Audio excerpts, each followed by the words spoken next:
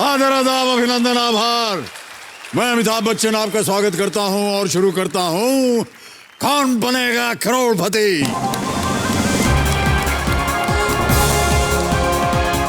देवियों सज्जनों, विपत्तियां, हादसे, दुर्घटनाएं, ये कुछ ऐसे शब्द हैं जिनको सुनकर ही डर लगने लगता है। अगर ये शब्द हमें खबरों में सुनाए दे जाते हैं तो हम उस खबर को सुनने का इंतजार करते हैं, उस खबर को सुनने का इंतजार करते हैं जहां विपत्ति है वहां सहायता पहुंच गई है और अब सब कुछ ठीक हो गया है।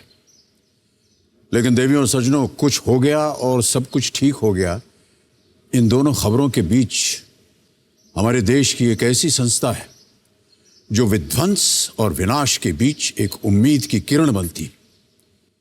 मैं बात कर रहा हूं हमारे देश के होनहार दल NDRF, national disaster response force की।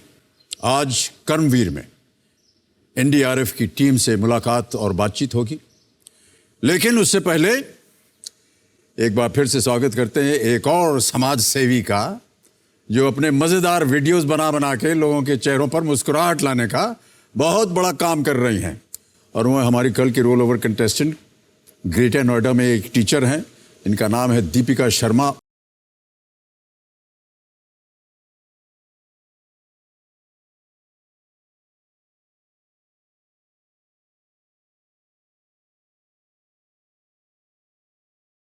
$10,000 पैसे मिलकर कितने रुपए बन जाएंगे? ए 10, बी 100, सी 1000 या डी 10,000? मैथमेटिक्स का प्रश्न है, जोड़ तोड़ के आप इसका उत्तर बना सकती हैं। 1 मिनट पढ़ लूं। आज रात को ही कर लीजिएगा तो अच्छा रहेगा। सर लाइफ लाइन लूंगी। मैथमेटिक्स पढ़ाते हैं आप बच्चों को? पढ़ाती हूँ, अभी बोलेंगे मैम आप कर नहीं पाए, इतना सारा स्ट्रेस, प्रेशर। अभी 4 तो आपने कविताएं बना दी हमारे ऊपर। बहुत बहुत स्वागत दीपिका जी का।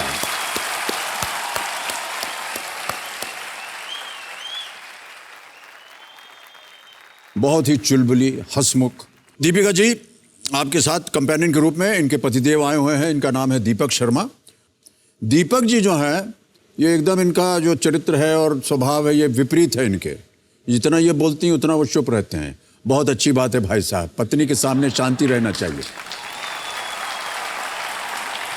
ओके, तो दीपिका शर्मा जी यहाँ पर आज मौजूद हैं। दीपिका जी, आपको बता दें कि आज जो हमारे एक्सपर्ट एडवाइजर हैं एक ऑथर और क्विजर हैं जिनका नाम है अर्चना गरोडिया गुप्ता। अर्चना जी, मैं चाहूंगा कि आप प्रकट हों हमारे सामने। अर्चना जी नमस्कार और बहुत बहुत स्वागत इनका आज हमारे कार्यक्रम में। अर्चना जी खेल के दौरान आपके साथ रहेंगी, जब कभी भी आपको वो लाइफलाइन इस्तेमाल करनी हो तो अर्चना जी आपकी मदद करेंगी। इसी के साथ चलिए शुरू करते हैं कौन बनेगा करोड़पति। तैयार हैं दीपिका जी? लेट्स प्ले कौन बनेगा करोड़पति।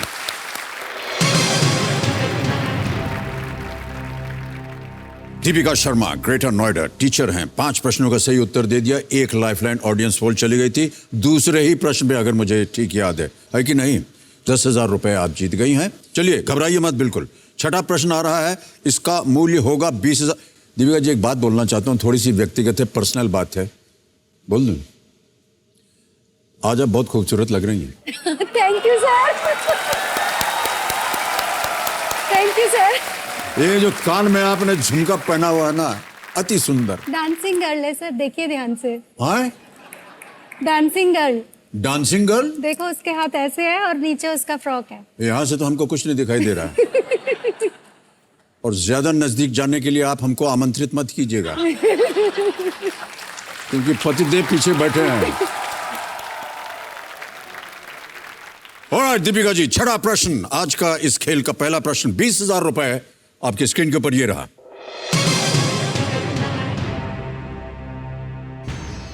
70 के दशक के एक मशहूर बारिश के गीत के इस संस्करण को सुनकर गायक को पहचानिए।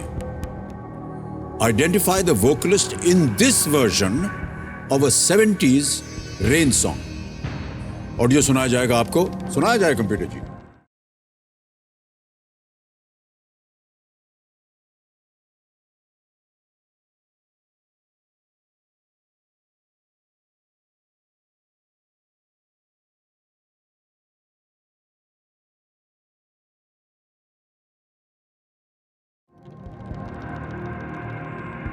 ऑप्शंस आपके सामने हैं Deepika ji. A Sonu Nigam, B Papon, C Amit Trivedi या D Mika. Sir B Papon. Sure है? यस। फाइनल उत्तर आपका लॉक करने लायक? हाँ जी। बी पे ताला लगाइए कंप्यूटर जी। सही जवाब है आपका। Well done. ये जो ओरिजिनल गाना था रिमझिम गिरे सावन, ये फिल्म मंजिल का है, जिसके किशोर कुमार ने आर.डी. बर्मन के संगीत पर गाया था। पेपॉन के साथ श्रेया घोषाल ने यह गीत 2019 की एक फिल्म थी म्यूजिक टीचर, आप इसे मिलती जुलती, आप भी टीचर हैं, इसमें गाया था, जिसका संगीत रोचक कोहली ने रीमेक किया था। हाँ, ओके, ऑलराइट। 6 प्रश्नों का सही उत्तर दे दिया, 20,000 रुपए आप जीत गए हैं। कंप्यूटर जी कह रहे हैं कि इस फिल्म में आपने भी काम किया था, हम उस पर बात ही नहीं करना चाहते हैं। 7वां प्रश्न, 40,000 रुपए आपके स्क्रीन के ऊपर ये रहा।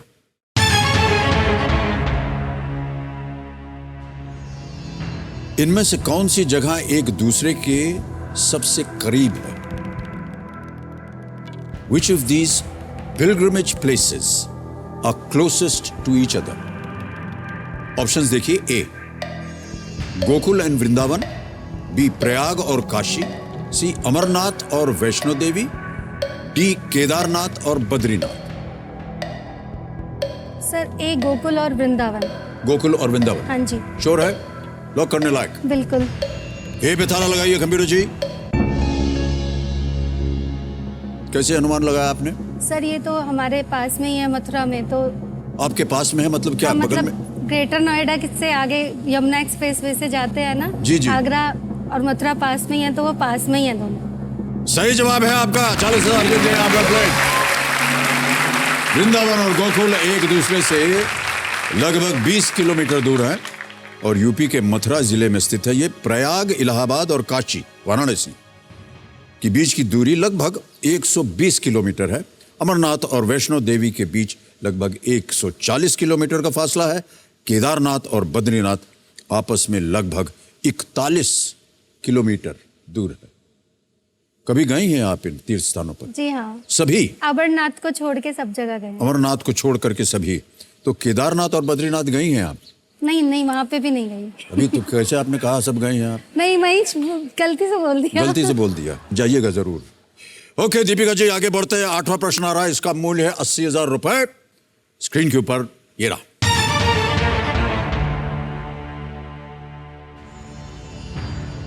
कौन सी लघु कथा अखबार में छपी इस खबर, फ्रांस और बेल्जियम 68वीं सूची, मैदान में घावों से मरा, नंबर 77, सिख राइफल जमादार लहना सिंह से खत्म होती है?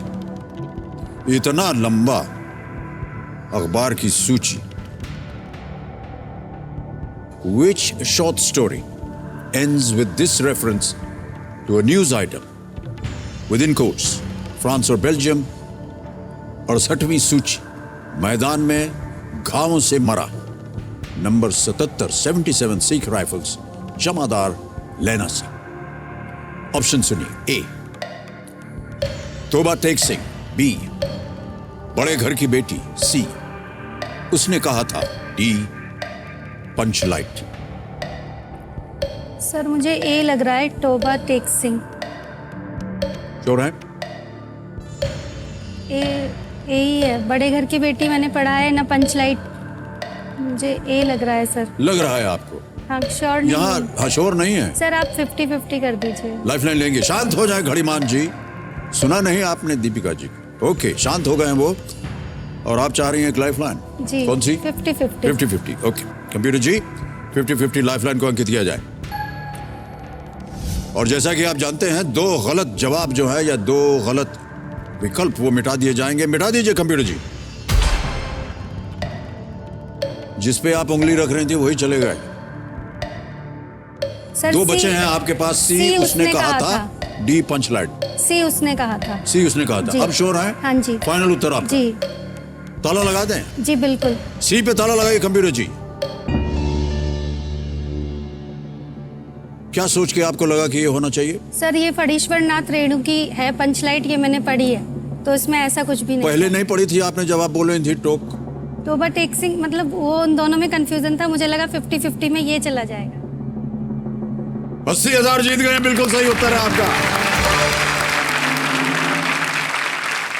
इस कहानी को चंद्रधर शर्मा गुलेरी ने लिखा है। हिंदी साहित्य के सर्वश्रेष्ठ प्रेम कहानियों में इस रचना को गिना जाता है, उसने कहा था।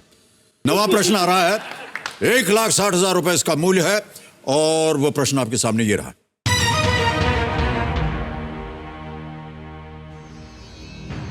ये स्मारक किस नाम से मशहूर है? अभी आपको एक वीडियो दिखाया जाएगा और आपको बताना पड़ेगा this monument is popularly known by what name. Video दिखाया जाए कंप्यूटर जी।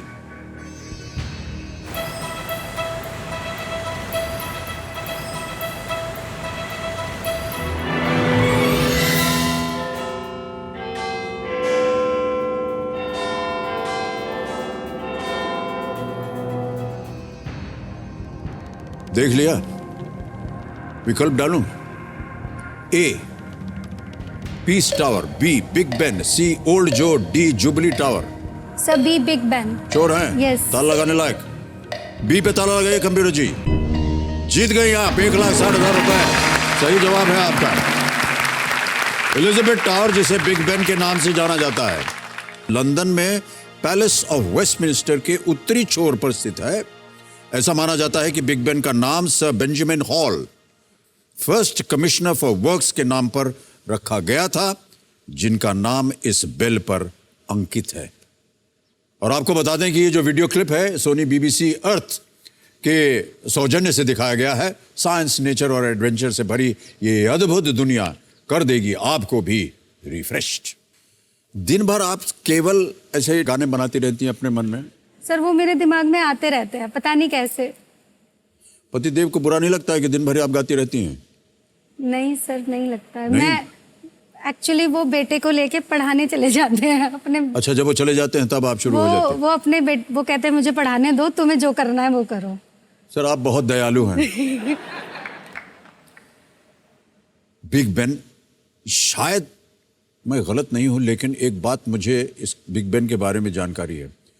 ये जो टावर है ना, इसके अंदर शायद इसके अंदर है या वो बिल्डिंग के अंदर जो इसके बगल में है ना, जहां इनका एडमिनिस्ट्रेशन दफ्तर वगैरह बैठता है, पार्लियामेंट जहां होता है, उनके अंदर एक कमरा है जिसमें ऐसा माना जाता है कि जो भी राजा या रानी बनती है ना ब्रिटेन की, क्राउनिंग से एक दिन पहले, एक रात पहले उनको वहां सोना पड़ता है।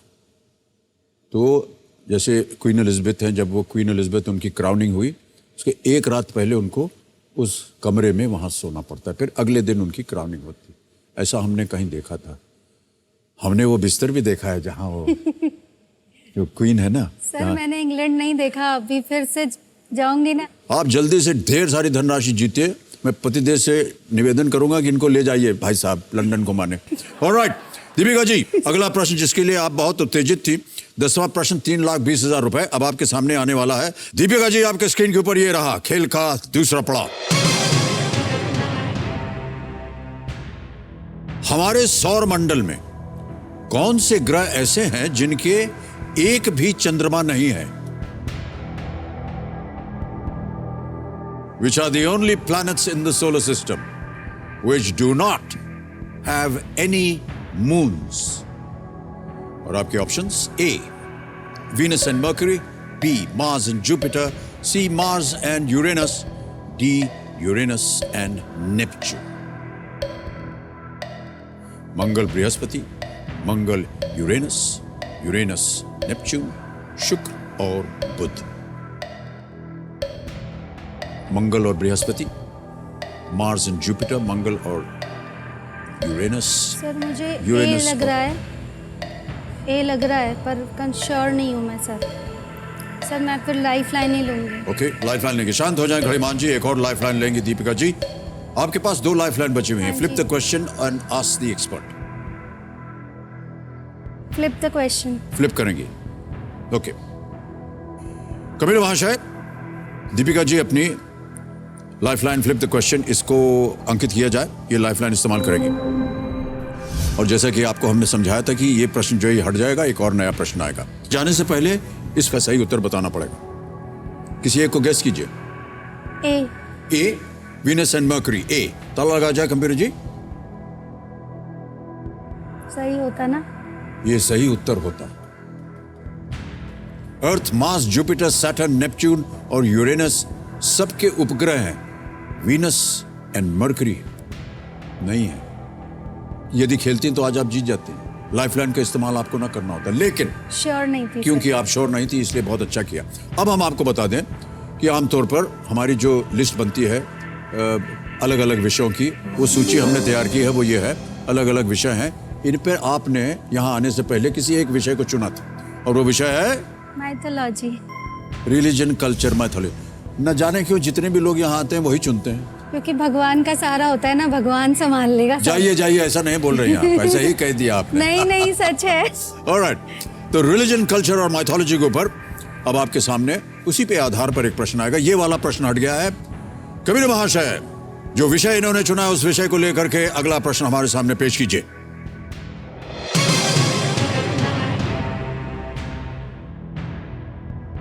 ये आ गया प्रश्न। पौराणिक भारतीय परंपरा के अनुसार इनमें से किसे देवों का चिकित्सक माना जाता है? According to Indian tradition, who is regarded as the physician to the devas or the gods?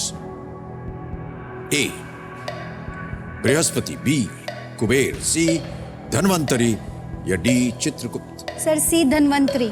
Sure है? फाइनल आंसर आपका? ताला लगा दे? जी। सी, धन्वंतरी। ताला लगा जाए कंप्यूटर जी। Well played. सही जवाब आ गया आपका। 3,20,000 रुपए आपने खेल का दूसरा पड़ाव पार कर लिया है दीपिका जी। धन्वंतरी समुद्र मंथन के दौरान अमृत कलश के साथ अवतरित हुए थे, इसलिए आपका उत्तर जो था वो बिल्कुल सही। बहुत बहुत बधाई, तालियां बजती रहा इनके लिए। एक चेक आ रहा है आपके नाम।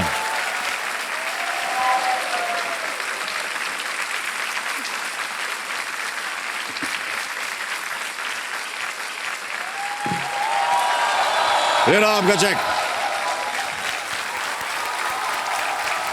Well played. 3,20,000 रुपए खेल का दूसरा पड़ाव। अब आप 2-3 चीजें वीडियो देख लीजिए अब टाइम की अब 2-3 चीजें होंगी दीपिका जी। एक तो आज आप यहां से निश्चित रूप से 3,20,000 ले जाएंगे।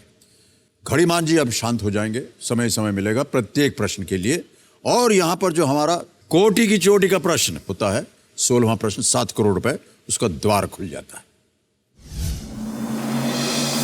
ओके, अब अगले प्रश्न के ऊपर अपना ध्यान दीजिए। ठीक है दीपिका जी? 11वां प्रश्न, 6,40,000 रुपए आपके स्क्रीन के ऊपर ये रहा।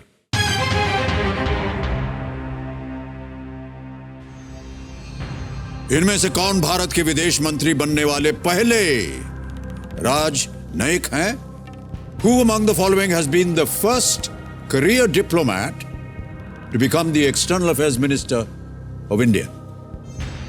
ऑप्शन सुनिए। A, S Jaishankar, B, K Natwar Singh, C, Meera Kumar, D, Manishankar Iyer.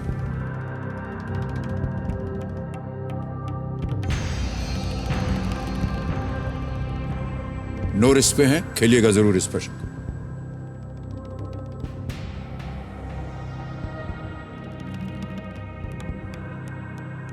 Meera Kumar तो नहीं है सर। मणिशंकर अय्यर, के नटवर सिंह और एस जयशंकर। समय ही समय आपके पास 3 लाइफलाइन आपकी चली गई हैं। एक अभी भी बाकी है। आज एक्सपर्ट सही उत्तर देंगे 6,40। यदि गलत हो गया तो आप वहीं रहेंगे, लेकिन सही हो गया तो 6,40। सर मुझे ए लग रहा है, एस जयशंकर। श्योर होना चाहिए।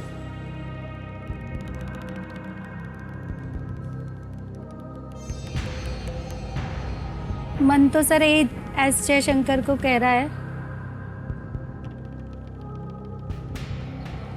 श्योर नहीं हूँ, मतलब दिल की आवाज आ रही है एस जयशंकर। शायद वो अभी हैं इसलिए आ रहा है। ये दोनों के बीच में आप में थोड़ी सी दुविधा है। एक दिल की आवाज है और एक श्योर नहीं है। यस आपके पास अभी भी एक लाइफ लाइन बची है अगर आप श्योर नहीं है। Sir, I will take lifeline. Lifeline लेंगी? ओके। कबीर जी, दीपिका को इस प्रश्न का सही उत्तर नहीं मालूम, ये अपनी आखिरी लाइफलाइन लेना चाहेंगी। आस्क द एक्सपर्ट, इसे अंकित किया जाए। और अर्चना जी, आपकी बारी आ गई है। कृपया करके दीपिका शर्मा जी की मदद कीजिए। अर्चना जी प्रणाम एक बार फिर और स्वागत आपका। मैं आपको एक प्रश्न पढ़ के सुनाऊंगा, उसके 4 ऑप्शंस हैं, आप उसका सही उत्तर बताइए दीपिका जी के लिए। प्रश्न सुनिए, इनमें से कौन भारत के विदेश मंत्री बनने वाले पहले राजनयिक हैं? Who among the following has been the first career diplomat to become the External Affairs Minister of India? Option सुनिए और 60 सेकंड शुरू हो जाएंगे। A. S. Jaishankar, B. K. Natwar Singh, C. Meera Kumar, D. Manishankar Iyer. हाँ, थैंक यू।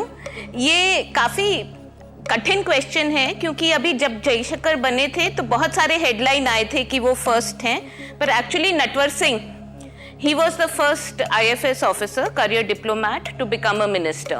पहले उनके दूसरे पोर्टफोलियो थे पर बाद में उनका एक्सटर्नल अफेयर्स मिनिस्टर बने थे। तो आप नटवर सिंह इत्मीनान से कर सकते हैं। और एक चीज मैं कहना चाहूंगी, I am very happy to see women in the front seat, showing how intelligent they are. Congratulations on this. इनके साथ सहमत हैं आप? जी। ऑलराइट, क्या करेंगी? के नटवर सिंह के लॉक कीजिए। के नटवर सिंह बी। कंप्यूटर जी, अर्चना जी सलाह दे रहे हैं, इसे लॉक किया जाए।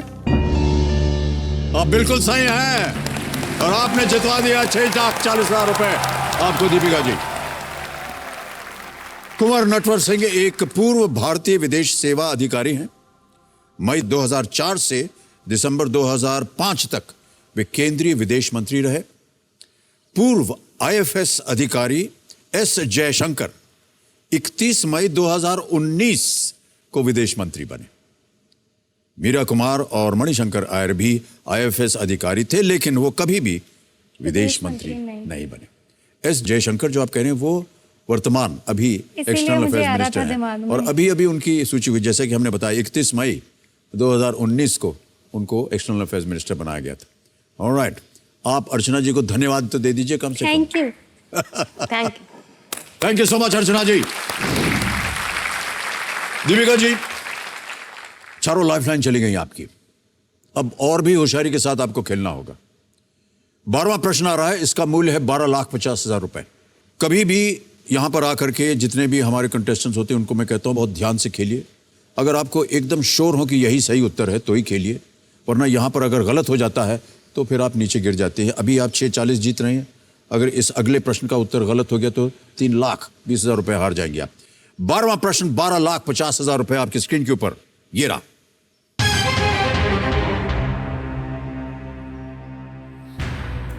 (2019) तक इनमें से किस खेल के लिए अर्जुन पुरस्कार पाने वाली सिर्फ 2 महिलाएं शांति मलिक और ओइनम बेम्बेम देवी हैं? As of 2019, Shanti Malik and Oinam Bembem Devi are the only 2 women Arjun Award winners for which sport in India? A. Hockey. B. Chess. C. Shooting. D. Football.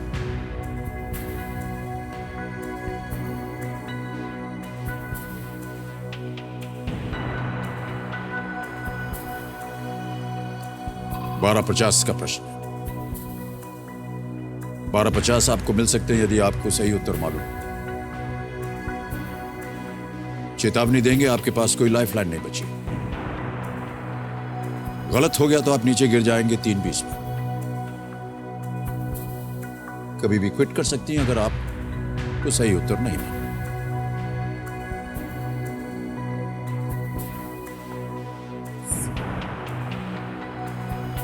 सी निशानेबाजी। सी शूटिंग। श्योर है या गेस कर रही हैं आप? नहीं मैं sir, ये पूछना मेरे लिए बहुत आवश्यक होता है। शांति मलिक के बारे में पढ़ा था कि वो शूटिंग के लिए हैं, मैंने Okay. पढ़ा था कहीं।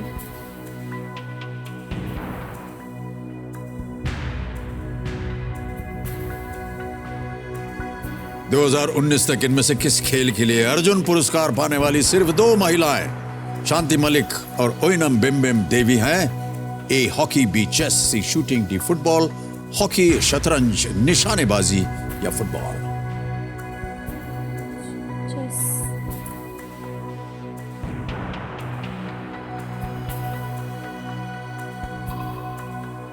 सही उत्तर 1250।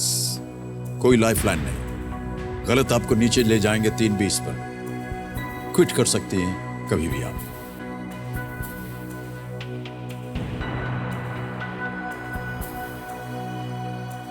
सर अभी दूसरा ऑप्शन आया, बी शतरंज आया, श्योर नहीं हर हूँ सर। 2-3 मिनट के बाद एक एक ऑप्शन आप बदलती हैं। नहीं सर। कभी इधर गई, फिर अभी आप सोचेंगे अरे यहां तो कुछ हुआ नहीं। तो देवी जी ऐसे तो चारों आप चुन लेंगी, एक चुनना है आपको। क्विट कर लूंगी सर। हैं? क्विट। क्विट करेंगी? ओके, फाइनल उत्तर बताइए आप। क्विट? ओके। कैमरा महाशय, दीपिका शर्मा जी इस प्रश्न का उत्तर नहीं दे पा रही हैं, वो खेल को क्विट करती हैं। बहुत बहुत बधाई आपको Deepika ji, well played, big hand for Deepika Sharma. आप जीत गए हैं 6,40,000 रुपए। तो देवियों सज्जनों, इनकी जो जीती हुई धनराशि है हम डिजिटली ट्रांसफर करेंगे ताकि ये अतिशीघ्र इनके अकाउंट में, इनके बैंक अकाउंट में पहुंच जाए। ये है वो यंत्र। ये हम यहां पर आपको देखिए, आपका नाम आ गया, ट्रांसफर नाउ बटन दबाया, 6,40,1 2 3, 6,40,000 टाइप किया, कंफर्म किया, गया 6,40,000 आपके अकाउंट में।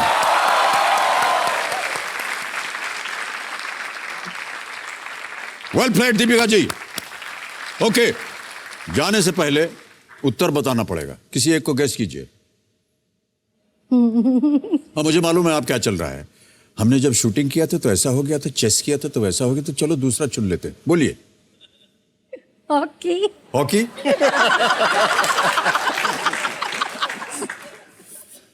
कबीर महाशय, ये हॉकी पे ताला लगाया जाए। Is the wrong answer. The correct answer is D, football. बच गई। सबके बारे में सोचा आपने, फुटबॉल के बारे में नहीं सोचा। शांति मलिक in 1983, बेम बेम देवी in 2017। बेम बेम देवी भारतीय फुटबॉल महिला टीम की दुर्गा कही जाती हैं। Football is the right answer. Deepika ji, आपसे मिल करके, आपके साथ यहां समय बिता करके हमें बहुत अच्छा लगा। आपको बहुत बहुत बधाई, आपके पतिदेव और आपके मित्रों को भी बहुत बहुत धन्यवाद। ओके दीपिका जी, आपके साथ एक फोटो लेंगे हम, ताली बजते रहे। मैंने बोला था हम वीडियो बनाएंगे। हैं? वीडियो बनाएंगे। हाँ जरूर, आप बना के भेजिएगा मुझे। नहीं सर, मैं आपके साथ बनाऊंगी। क्या अभी? हाँ, अभी कैसे बन सकता है? सर इसमें देखती हूँ, एक सेकंड।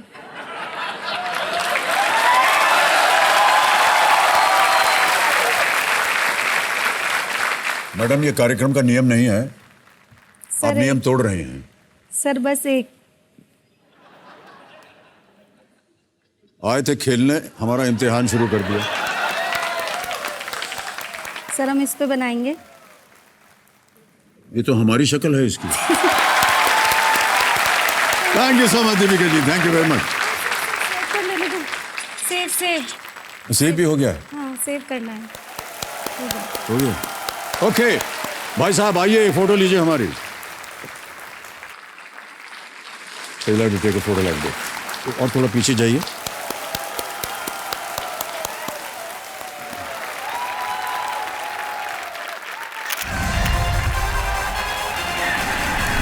बहुत बहुत धन्यवाद। Big hand for Deepika Sharma, ladies and gentleman. Thank you so much sir. Thank you. Come this way. Thank you.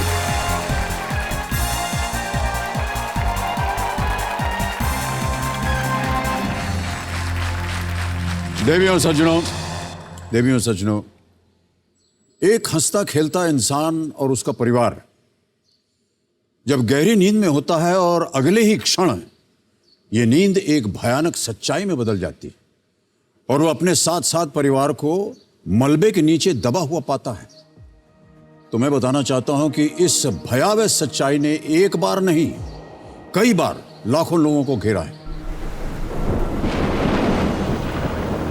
कभी बाढ़ के रूप में, कभी रेल दुर्घटनाओं के रूप में,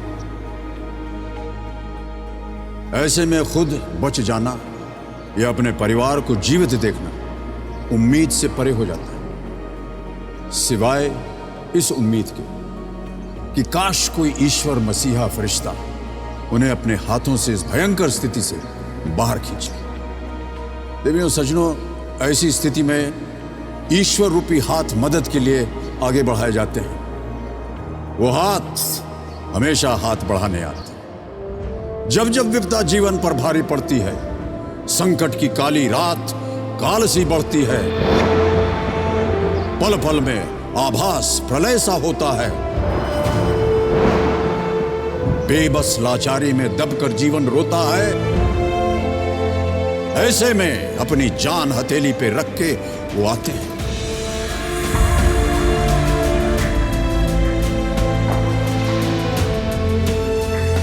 ऐसे में अपनी जान हथेली पे रख के वो आते हैं। वो हाथ हमेशा हाथ बढ़ाने आते हैं। तूफानों से घबराना उन सब का काम नहीं। आपदा सेवा सदैव कहां करते विश्राम करें। वे दक्ष वीर रक्षक मृत्यु से लड़ जाते हैं। जीवन का दीप न बुझ पाए यही अड़ जाते हैं। मानवता और समर्पण का वो पाठ पढ़ाने आते हैं। मानवता और समर्पण का वो पाठ पढ़ाने आते हैं। वो हाथ हमेशा हाथ बढ़ाने आते हैं। देवी और सज्जनों, देवी और सज्जनों, जो हाथ उम्मीद बनकर आते हैं वो और कोई नहीं, हमारे देश की जांबाज, प्रशिक्षित और समर्पित आपदा मोचन बल एनडीआरएफ। देवी और सज्जनों, ये इस मंच का सौभाग्य है कि इस टीम के अधिनायक और कुछ साथी आज हमारे बीच हैं। बहुत ही सम्मान और आदर के साथ इनका तालियों के साथ अभिनंदन किया जाए।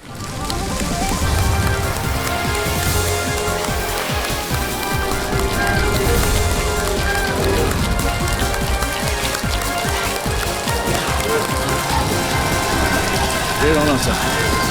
Very great honor, sir. Very great honor.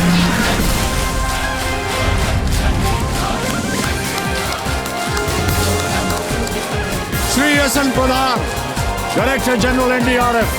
Shri Pradeep Kumar Srivastava, Commandant NDRF. Shri Anupam Srivastava, Commandant of NDRF. बहुत बहुत स्वागत आप सभी का और बधाई एक बार फिर से। देवियों सज्जनों, देखिए एनडीआरएफ के कुछ और साथी भी आज हमारे स्टूडियो में मौजूद हैं। आप देख रहे हैं बहुत जोर शोर से इन्होंने हमारा स्वागत किया है। मैं इन सबका भी अभिनंदन करता हूं। ये हम जानते हैं कि इस वक्त ये लोग हर जगह बाढ़ से ग्रस्त लोगों के राहत और बचाव कार्य में जुटे हुए हैं। फिर भी हमारे कहने पर इन्होंने अपना थोड़ा सा कीमती वक्त हमारे लिए निकाला है, क्योंकि देखिए हमारा मानना है कि जो लोग हमारी पीड़ा और दुविधा में सहायक के रूप में अपना हाथ बढ़ाते हैं, उनका परिचय देश को देना और उन्हें इस मंच पर सम्मानित करना, ये हमारा कर्तव्य बनता है। इसके लिए हम आप सबका बहुत बहुत स्वागत करते हैं। बहुत बहुत धन्यवाद एक बार फिर से। हम सब बिल्कुल जाए आप वीआईपी शेयर में तक।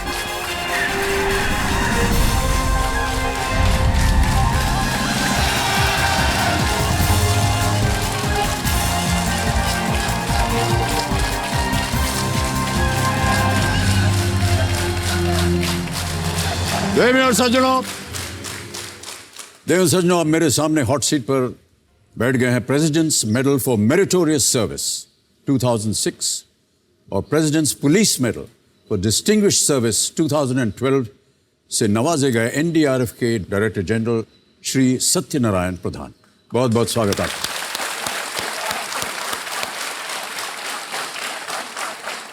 पहले तो मैं ये जानना चाहूंगा कि ये एनडीआरएफ ये बना कैसे, ये इसकी फाउंडेशन कैसे हुई?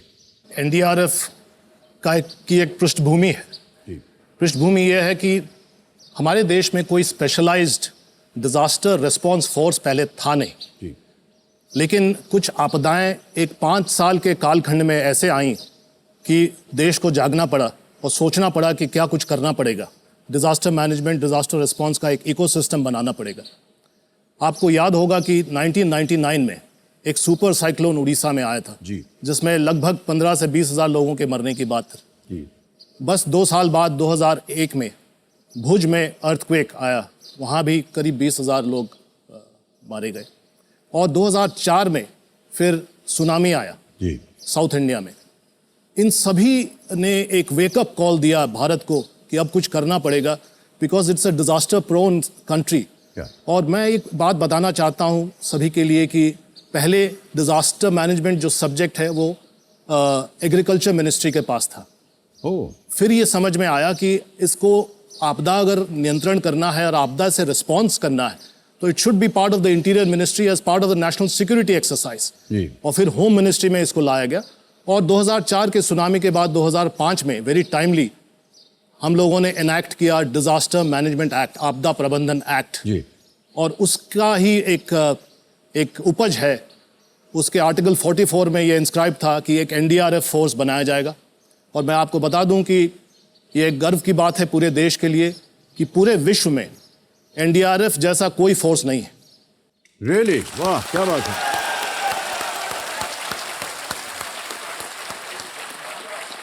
जब कभी भी आपकी फोर्स को ये सूचना मिलती है कि एक क्षेत्र जो है वो बाढ़ पीड़ित हो गया है, क्या आपके मन में चलता है और क्या निर्णय लेते हैं आप कि इसे कैसे इसका समाधान हो? पहले मैं एक बात बता दूं, तकनीकी बात है कि डिजास्टर मैनेजमेंट एक स्टेट सब्जेक्ट है और स्टेट को, जो राज्य सरकार है, उसको इस पर निर्णय लेना पड़ता है। और हम लोग जो जाते हैं, एनडीआरएफ जाती है as a assistance, as an aid to the state machinery. तो इसमें हुआ ये है कि पहले जो एक्सपीरियंसेस आए कि क्या स्टेट रिक्विजिशन करेगी, कोई कागज़ आएगा कि भाई आप मदद में आइए और फिर हम लोग जाएंगे। तो ये जो है इसमें सीख ये मिली कि किसी कागज़ के लिए वेट करेंगे तो डिज़ास्टर का नेचर ये है कि वो इंस्टेंट है, वो काफ़ी नुकसान कर जाएगा अगर समय बर्बाद होगा। तो वी मूव। सो जो आपने पूछा कि फ्लड आता है या तूफान आता है तो हम क्या करते हैं, वी मूव फर्स्ट सर। जैसे ही खबर मिलती है, चाहे किसी भी स्रोत से मिले, we just move. We move to the site as quickly as possible, as immediately as possible. तो आप स्टेशन कहाँ है आपकी फोर्स? हमारे 12 बटालियन हैं सर। 2006 में हमारी शुरुआत हुई 8 बटालियन से, और उसके बाद अब हमारी जो नफरी है वो 12 बटालियन की है। 12 बटालियन पूरे देश में फैली हुई है। और जो खुशखबरी है देश के लिए, 4 और बटालियन केंद्र सरकार ने सैंक्शन किया है। इस तरह हमारी 16 बटालियन हो जाएंगी, तो लगभग 20,000 का force March 20 I think we have a layout on the screen. जी बिल्कुल। Of all the battalions, yes. ये 12 battalions जी कहाँ स्थित हैं? जी देश के बिल्कुल। कोने-कोने ये में। देश के हर भूभाग में ये हैं। और चूंकि देश इतना फैला हुआ है और हर तरह की आपदाएं आती हैं, जी। So we are ready in all parts of the state to immediately respond. और एक मैं इसको थोड़ा एक्सपैंड करके बता दूं सर, 12 बटालियन के सब स्ट्रक्चर्स हैं, सब बटालियन स्ट्रक्चर्स हैं, जिसको रीजनल रिस्पॉन्स सेंटर कहते हैं। वो लगभग 28 हमारे पास हैं। और सितंबर के अंत तक जितने भी राज्य हैं जहां पर आरआरसी नहीं है वहां भी पहुंच जाएगी। कहने का मतलब है, मैं देशवासियों को बताना चाहूंगा कि ऐसा कोई राज्य नहीं होगा सितंबर के अंत तक जहां एनडीआरएफ का फुटप्रिंट, एनडीआरएफ का प्रेजेंस ना हो। क्या बात है, बहुत खूब।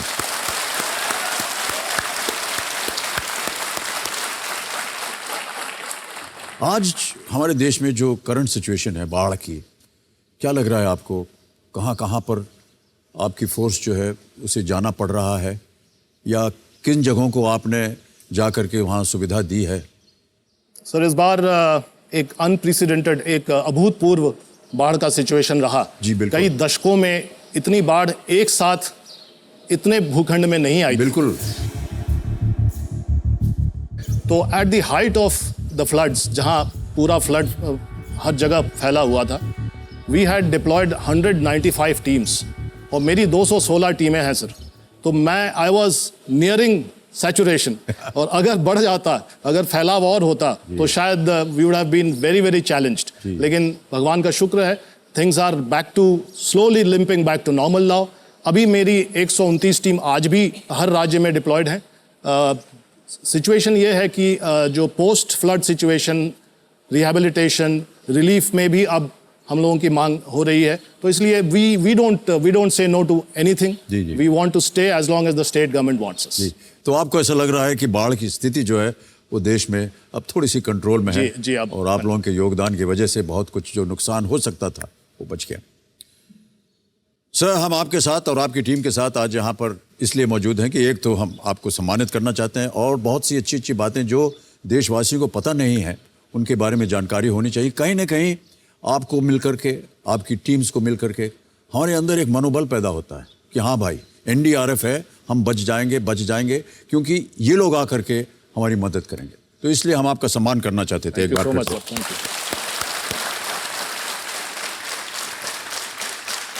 प्रधान साहब, आज हम जो भी खेलेंगे उसमें जितनी भी आप धनराशि जीते हो, हम चाहते हैं कि बहुत सारी जीत के जाएं। ये इसका उपयोग कैसे करेंगे आप? हमारा एक पोर्टल है सर, भारत के वीर। भारत के वीर 2016 में इसे शुरू किया गया था। ये एक रिपोजिटरी है जहां पर आम आदमी, आम लोग या कोई भी डोनेट करना चाहता है शहीदों के लिए, शहीदों के परिवार के वेलफेयर के लिए, तो वो भारत के वीर रिपोजिटरी में जाता है। और मैं आपको बता दूं कि इतना प्यार मिला है लोगों का कि अब लगभग, आज सुबह मैं बात कर रहा था, लगभग 300 करोड़ उसमें जमा है। और 300 करोड़ रुपए, वाह क्या बात है, वेल डन।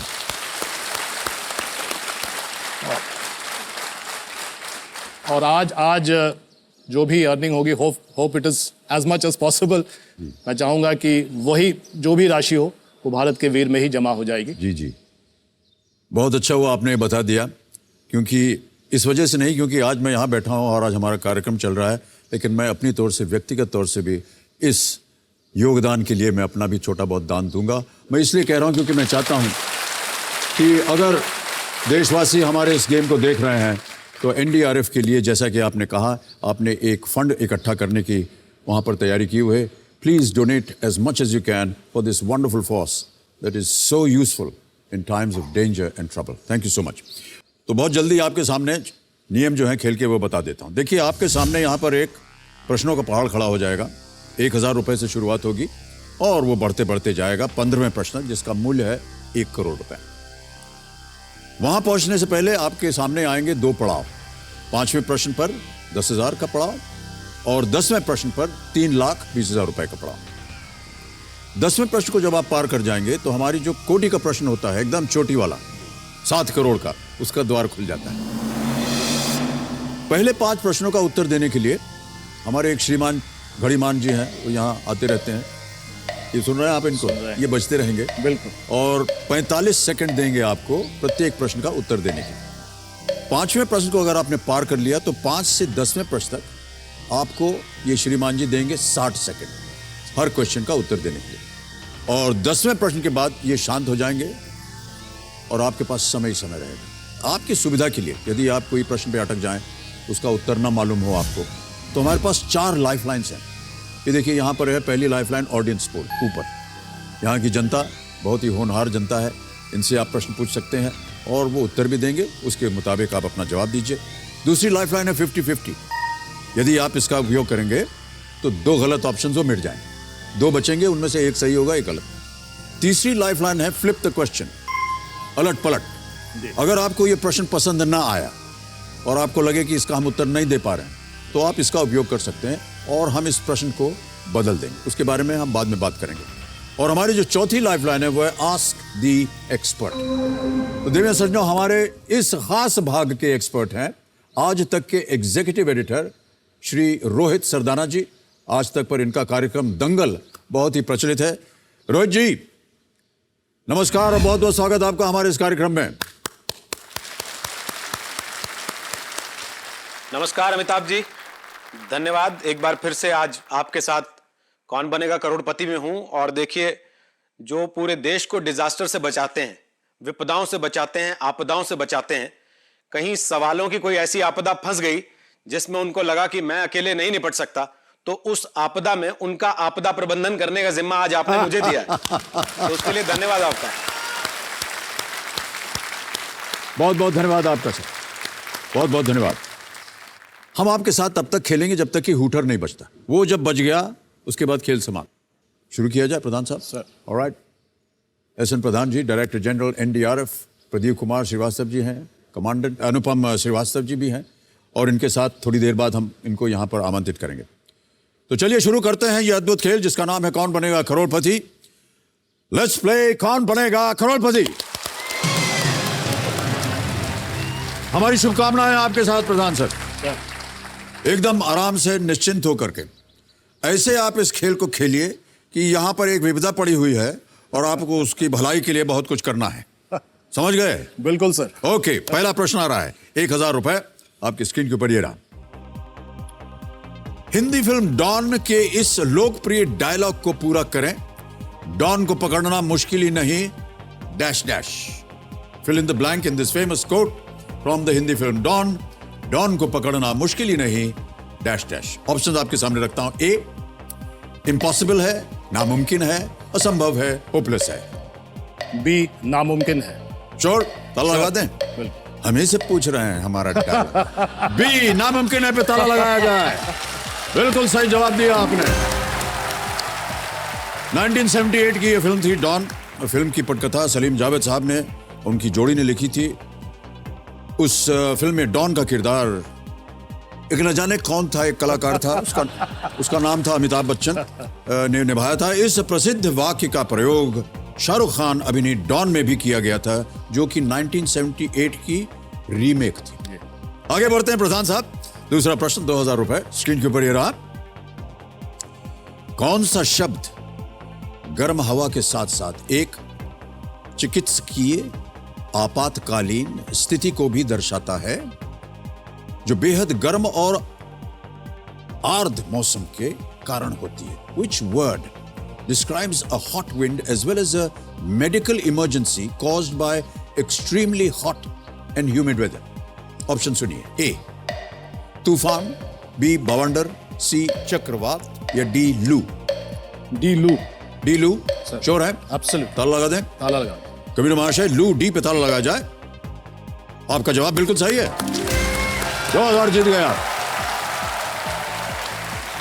आमतौर में ये लू जो है उत्तर प्रदेश में बहुत चलती है, बहुत गर्मी है वहां पर, और हमारा तो पूरा बचपन वहीं पर बीता है, तो हम जानते हैं कि उसका प्रभाव क्या होता है। बहुत सी जगह इस शब्द का उपयोग किसी और वजह के लिए किया जाता है। सही बात है। समझ गए होंगे आप लोग। और कभी कभी इसका अचानक अगर हम इस्तेमाल कर दें तो हम कहते हैं यार लू चल रही है। चल रही है, वहां है बाथरूम, जाना उधर।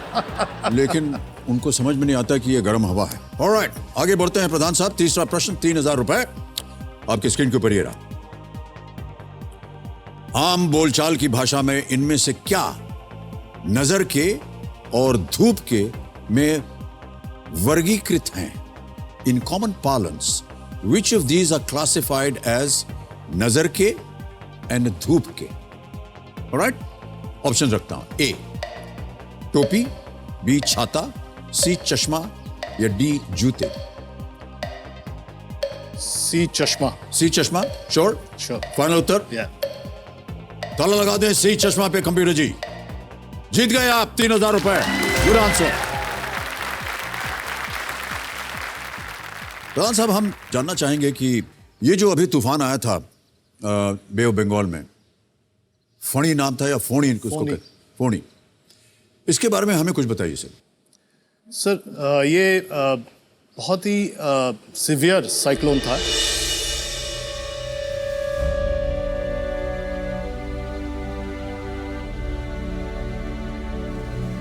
जो कैटेगरी थी इसकी, एक्सट्रीमली सिवियर साइक्लोनिक स्टॉर्म, सबसे जो ऊंचे दर्जे का या सबसे ज़्यादा भयंकर जो है।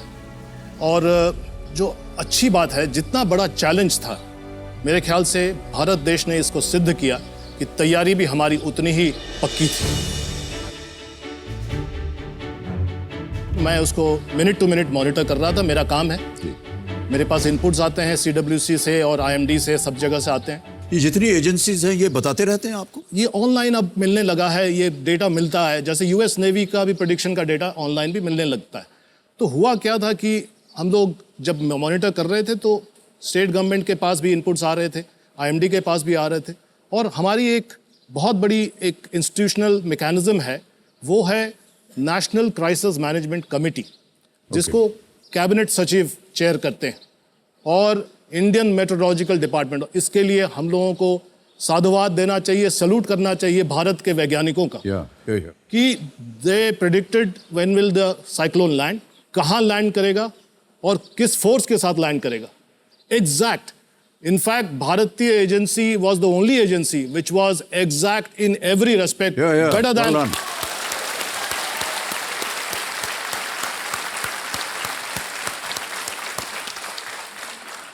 So that is why we could do the best and पूरे विश्व में इसकी सराहना हुई। जी, ये जो फोनी ये इसका कितना भयंकर इम्पैक्ट हुआ और आपने क्या क्या किया उस वक्त? सर इसमें पहले तो हम लोगों ने 7 दिन पहले से डिप्लॉयमेंट कर दिया, पहले ही टीम भेज दी। हमारी अंततः 50 से ज़्यादा टीमें उड़ीसा में स्टेशन हो गई फोनी साइक्लोन से पहले। दूसरा जो हम लोगों ने इवैक्यूएशन का काम शुरू किया सर, क्योंकि पहला जो काम होता है कि जो समुद्र के किनारे जो बस्तियां हैं उनको इवैक्यूएट करना चाहिए। जो अच्छी बात है उड़ीसा में, because of its cyclone experience, जो पहले उन्होंने काफ़ी कठिनाई जी, वो सही, क्षेत्र ऐसा है, तो उन्होंने 900 से ज़्यादा साइक्लोन शेल्टर्स बनाए हुए हैं। ओह, और वहाँ वॉलंटियर्स भी काम करने में आगे आ जाते हैं। मुझे कहने में बड़ा गर्व है कि एनडीआरएफ तो था ही, उसके साथ उड़ीसा की अपनी जो डिज़ास्टर मैनेजमेंट की फोर्स है वो, उड़ीसा के फायर सर्विसेज, उड़ीसा के होमगार्ड, सिविल डिफेंस और वॉलंटियर्स, इनको कभी कभी हम लोग भूल जाते हैं। ये जो 12 लाख लोग इवैक्यूएट हुए 48 घंटे के अंतराल में, ये अपने आप में it's an achievement, it's no mean achievement. नहीं, बिल्कुल इसकी बड़ी सराहना हुई, जी सर। न केवल हमारे देश में जी सर। बल्कि विदेशों में भी जी सर। इसकी बड़ी सराहना हुई कि कैसे ये साइक्लोन मैनेज किया गया भारतवर्ष में। और ये एनडीआरएफ को और जितने भी आपने संस्थाओं का नाम लिया है उनको बहुत बहुत बधाई। तो कई बार ऐसा होता है प्रधान साहब कि जो वहाँ लोग रहते हैं, निवास करते हैं, उनको वहाँ से हटने में बहुत कष्ट बिल्कुल बिल्कुल, आपने एकदम सही बात कही। हैं। वो कहते हैं कि नहीं साहब हम ठीक हैं, झेल लेंगे, कुछ भी कर लेंगे। लेकिन कई बार ऐसा होता है कि उनको पता नहीं रहता कि ये जो फोर्स है, जो तेज है इसका, ये कितना है। देखिए सर, ये बहुत मतलब अंडरस्टैंडेबल है कि कोई अपने एक गरीब आदमी, जी, उसका जी। छोटा सा घर, जो भी सामान है उसका पाथे है, वो लेकर वो छोड़ना नहीं चाहेगा, उसको साथ में ले जाना चाहेगा, क्योंकि उसको ये डर है कि मैं इसको छोड़ के चला जाऊं और लौट के आऊँगा तो शायद न घर रहे न कोई सामान रहे। लेकिन हम लोग हाथ जोड़ के मिन्नत करके उनको कहते हैं जान बचेगी तो आगे फिर आप आगे फिर भी चल सकेंगे, जी। चलेगे, नहीं तो फिर आप आगे क्या करोगे। जी। फिर भी काफ़ी मेहनत करनी पड़ती है सर। मैं आपको एक छोटा सा एग्जांपल देता हूँ। एक पुरी के पास एक विलेज है जिसमें मछुआरे रहते हैं। अब मछुआरे छोड़ के जाना नहीं चाह रहे थे। उनका एक डर बड़ा यूनिक था, वो था कि जितने बोट्स हैं, नाव हैं, वो डूब जाएंगे, वो डूब जाएंगे और समंदर उनको वापस ले जाएगा और उनका क्या होगा। और नाव इज़ देयर लाइफ लाइन। या बिल्कुल। और वो तेलुगु भाषी हैं, उड़ीसा में भी तेलुगु भाषी। जी हाँ, जी हाँ। तो पहले तो हमने बहुत समझाया, लेकिन कोई टस से मस ना हो। अंत में समझ में आया कि भाई उनके लैंग्वेज में बात करना पड़ेगा। तो जो तेलुगु भाषी हमारे एनडीआरएफ के कर्मी थे, उन लोगों को 10-12 लोगों को सामने किया, माँ बहनों को समझाया, और माँ बहनों को जब समझाया और उन्होंने फिर सभी को बताया कि नहीं, अब ये कह रहे हैं, बेटा कह रहा है, ये भी हमारे बेटा जैसा है, हम लोगों को मान लेना चाहिए। और फिर पूरा विलेज खाली हो गया सर। दूसरे दिन जब तूफान पार हो गया तो विलेज के सारे छत उड़ गए थे और पता नहीं कितने लोग उसमें मारे जाते। तो ये सर अपने आप में एक एग्जाम्पल है जो हर जगह रिपीट होता है। ओके प्रधान साहब, खेल को आगे बढ़ाते हैं। आप अच्छी अच्छी बातें हो गई। अब आ रहा है चौथा प्रश्न, जिसका मूल्य है 5,000 रुपए। और वो प्रश्न आपके सामने ये रहा। इनमें से क्या सोनी सब टीवी पर प्रसारित होने वाला एक सीरियल है जिसकी कहानी राजा कृष्णदेव राय के एक प्रसिद्ध दरबारी कवि के इर्द गिर्द घूमती है? Which of these is a Sony sub TV series which revolves around the legendary poet of King Krishnadevaraya court? Options: A. Tenali Ram, B. Vidyapati, C. Todarmal, D.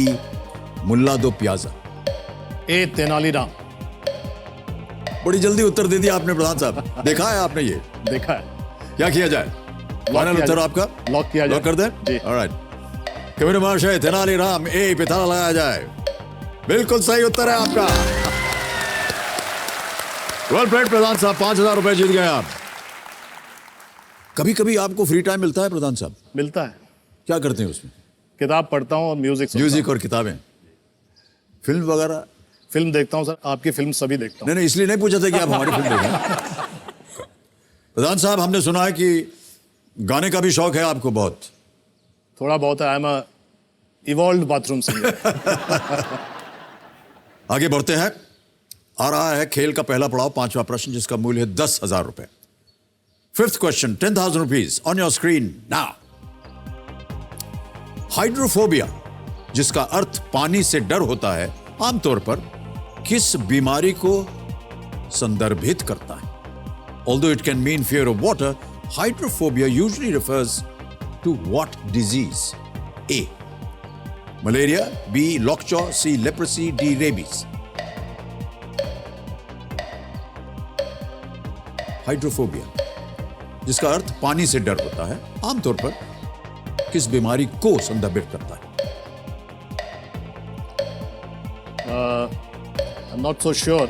मतलब आइडिया थोड़ा है, लेकिन I would like to play it safe, alright, तो इसको 50-50 कर देते हैं। शांत हो जाए गणिमान जी। 4 ऑप्शंस हैं आपके पास, 4 लाइफलाइन है। Audience poll 50-50, flip the question, कौन सा लेना चाहेंगे? 50-50। 50-50 करेंगे, ऑलराइट। कबीर महाशय, 50-50 को अंकित किया जाए। प्रधान साहब को इसका सही उत्तर नहीं मालूम, और जो 2 गलत यहां पर विकल्प हैं उनको मिटा दीजिए। 2 बचे हैं, मलेरिया, रेबीज। जल्दी बोलिए। रेबीज। श्योर? श्योर। ताला लगा दिया जाए। डी रेबीज, ताला लगाया जाए। Computer ji, is the right answer. Well played.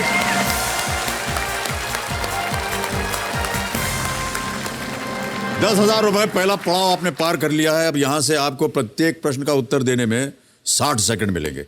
कुछ सोच रहे थे आप, क्यों? नहीं, स्कूल में पढ़ा था तो अब पुलिस वाला दिमाग है, थोड़ा सा हल्का हो रहा है। ओके, आपकी श्रीमती जी से हम कुछ पूछना चाहते हैं।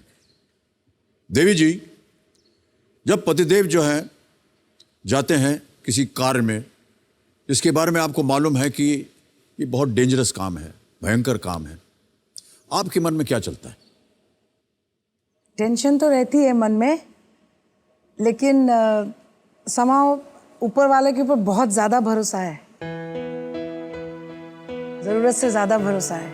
सो I know that whenever he is going, my love and blessings are with him and also the grace of the divine. और साथ में मेरा ऐसा मानना है कि क्यों आपने देखा हुआ है इनको, किस तरह से इन्होंने अपने आप को तैयारी की है, किस तरह से ये काम करते हैं, तो कहीं ना कहीं उसका भी एक असर पड़ता होगा कि नहीं, ये लोग वेल ट्रेंड हैं और ये सही करके काम आएंगे।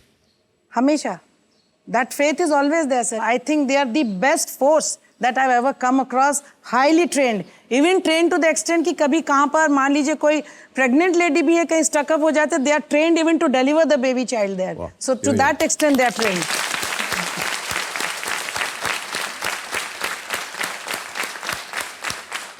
प्रधान साहब, पहला पड़ाव आपने पार कर लिया है। मुझे लग रहा है कि आपको एक सहायक की आवश्यकता पड़ेगी अब।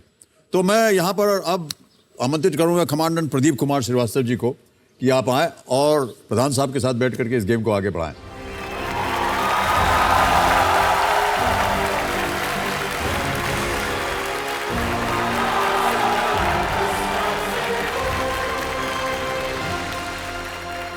कमांडेंट पी के श्रीवास्तव, बहुत बहुत स्वागत आपका हमारे इस कार्यक्रम में। धन्यवाद। अब हम आप दोनों के साथ इस गेम को आगे बढ़ाएंगे, लेकिन एक बात हम जानना चाहेंगे सब देवी और सज्जनों, जैसा कि आप जानते हैं कि कुछ साल पहले केदारनाथ में एक बाढ़ आई थी जिसने जनजीवन को भारी क्षति पहुंचाई, जान माल का भारी नुकसान हुआ। पहले इस पर बनी एक वीडियो हम आपको दिखाना चाहेंगे, उसके बाद हम बात करेंगे आपके साथ। Can we have that video please?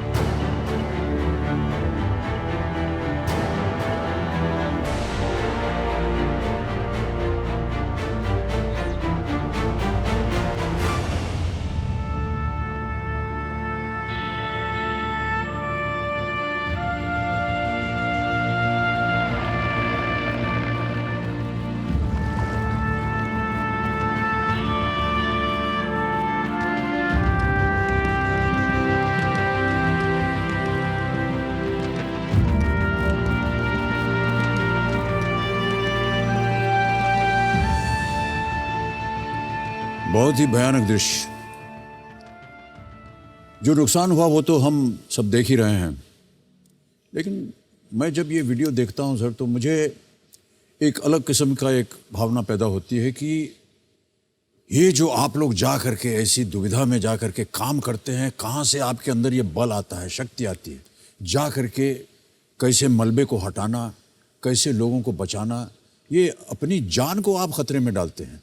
जब ये केदारनाथ की दुर्घटना हुई और जब आप लोगों की फोर्स गई वहाँ पर, क्या सोच के गए आप लोग कि किस तरह से आपको काम करना होगा? और जब आप वहाँ पहुँचे तो आपको लगा होगा कि नहीं, जो हम सोच के आए थे उससे शायद ज़्यादा भयानक है ये। आपदाएं जो भी होती हैं वो सभी आपदाएं परिस्थितियां बहुत ही विषम होती हैं, बहुत ही विकट परिस्थितियां होती हैं किसी भी तरह की आपदा आए, क्योंकि इसीलिए उसको आपदा बोलते हैं। लेकिन पहाड़ों पे जो आपदा आती है वो बहुत ही जटिल होती है।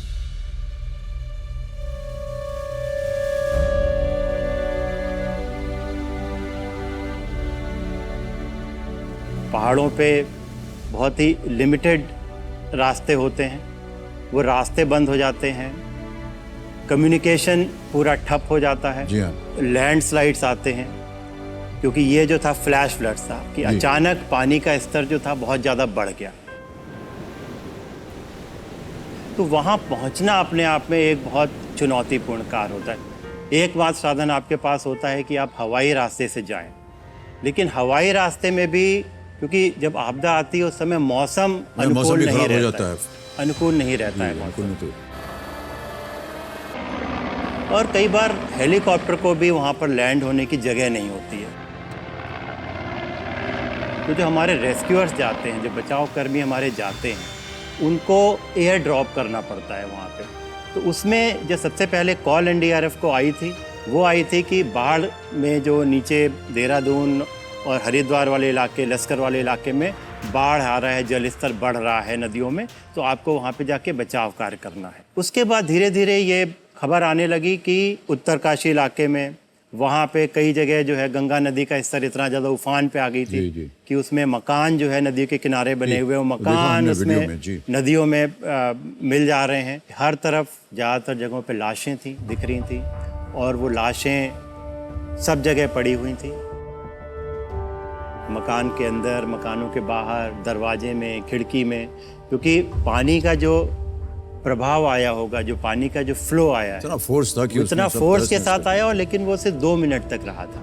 तो 2 मिनट रहा और 2 मिनट के बाद फिर वो पानी बिल्कुल रिसीड कर गया और नॉर्मल हो गया था। तब पता चलता है तो कि उसके बाद क्या होता है कि वो अपने साथ सब कुछ बहा के ले जाता है। अच्छा। करीब 2000 के आसपास लोग थे जो वहाँ पर स्ट्रैंडेड थे, फंसे हुए थे, जिंदा थे, लेकिन कई लोग ऐसे थे जिनके आंखों के सामने ही उनके परिवार वाले उनसे बिछुड़ गए, बह गए। उन्होंने बचाने की कोशिश करी। तो केदारनाथ की आपदा अपने आप में जटिल इसलिए है क्योंकि वो सिर्फ केदारनाथ में ही नहीं थी।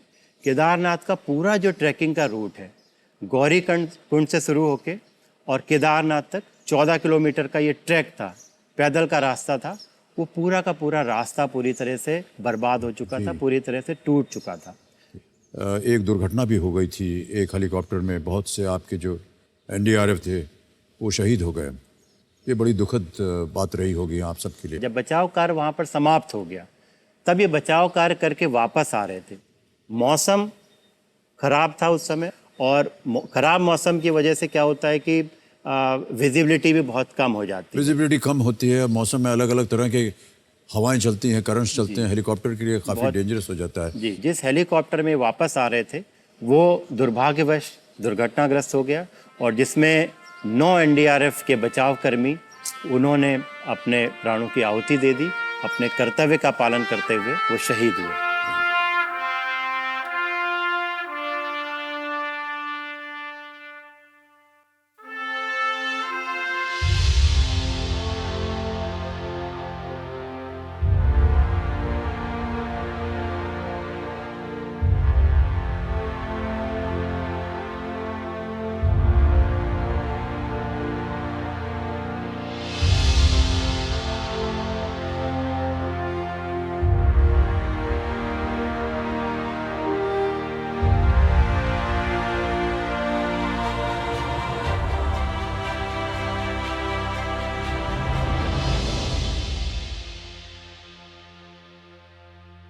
सर हमें न जाने कैसे वर्णन करें आप लोगों का, किस मिट्टी के बने हुए हैं आप लोग, क्योंकि आपके अंदर जो एक मनोबल होता है कि जा करके हमको बचाना है अपने ही देशवासियों को, ऐसी दुर्घटना हो गई है, बहुत बहुत हम सलाम करते हैं और अपनी भावनाओं को व्यक्त करते हैं सर। मैं सर एक बात बताना चाहूँगा इसी पर, हमारे पूरी फोर्स जो है एनडीआरएफ की वो डेपुटेशनिस्ट है, हमारा अपना कोई अंतर्निहित कोई फोर्स नहीं है। फोर्स बाहर से डेपुटेशन पर आते हैं, कोई सीआरपीएफ से आता है, कोई आईटीबीपी से आता है, जैसे श्रीवास्तव साहब आईटीबीपी से हैं, ओह अच्छा, कोई बीएसएफ से आता है, कोई सीआईएसएफ से आता है, अलग अलग फोर्सेस से आते हैं, पैरामिलिट्री फोर्सेस से आते हैं। 7 से 9 साल रहते हैं एनडीआरएफ में और वापस चले जाते हैं। जो ताज्जुब की बात है वो ये है कि सीआरपीएफ में, बीएसएफ में बंदूक, गोली, बम देखते हैं और आने के बाद 6 महीने में जो काया पलट होता है मनोवैज्ञानिक, और वो सेवा में लग जाते हैं, वृद्धों को उठाते हैं, माताओं को उठाते हैं, बच्चों को उठाते हैं, पेट्स को उठाते हैं, सेव करते हैं पूरी लगन के साथ, बिना शिकायत के साथ। ये मेरे लिए भी एक सीख थी और मैं अचंभित हूँ कि ऐसा हो सकता है। This is a transformation that very important thing sir. बहुत अच्छी बात आपने बताई कि जितने भी आईटीबीपी हैं, सीआरपीएफ है, बीएसएफ है, ये सब बंदूकधारी हैं, बंदूक चलाना, दुश्मन के साथ लड़ना, ये सब काम करना, और अचानक एकदम ये काया पलट जैसे कि आपने कहा हो जाए। फिर जब हाथ बढ़ता है, पहले हाथ बढ़ता था किसी को मारने के लिए, अब जो हाथ बढ़ता है बचाने के लिए चलता है, हर वक्त किसी को बचाने के लिए। बहुत गुड। चलिए प्रधान साहब और श्रीवास्तव जी, खेल को आगे बढ़ाते हैं, क्योंकि हम चाहते हैं कि यहाँ से ढेर सारी आप धनराशि लेकर के जाएं, और जो एक आपने बैंक बनाया हुआ है जहाँ पर लोग दान पुण्य कर सकें आपकी फोर्स के लिए, उसके लिए हम चाहते हैं कि ढेर सारी धनराशि जमा हो। अब आएगा छठा प्रश्न, और जैसा कि हमने बताया प्रधान साहब को, अब प्रत्येक प्रश्न का उत्तर देने के लिए आपको मिलेंगे 60 सेकंड, 60 सेकंड। छठा प्रश्न 20,000 रुपए आपकी स्क्रीन के ऊपर ये रहा।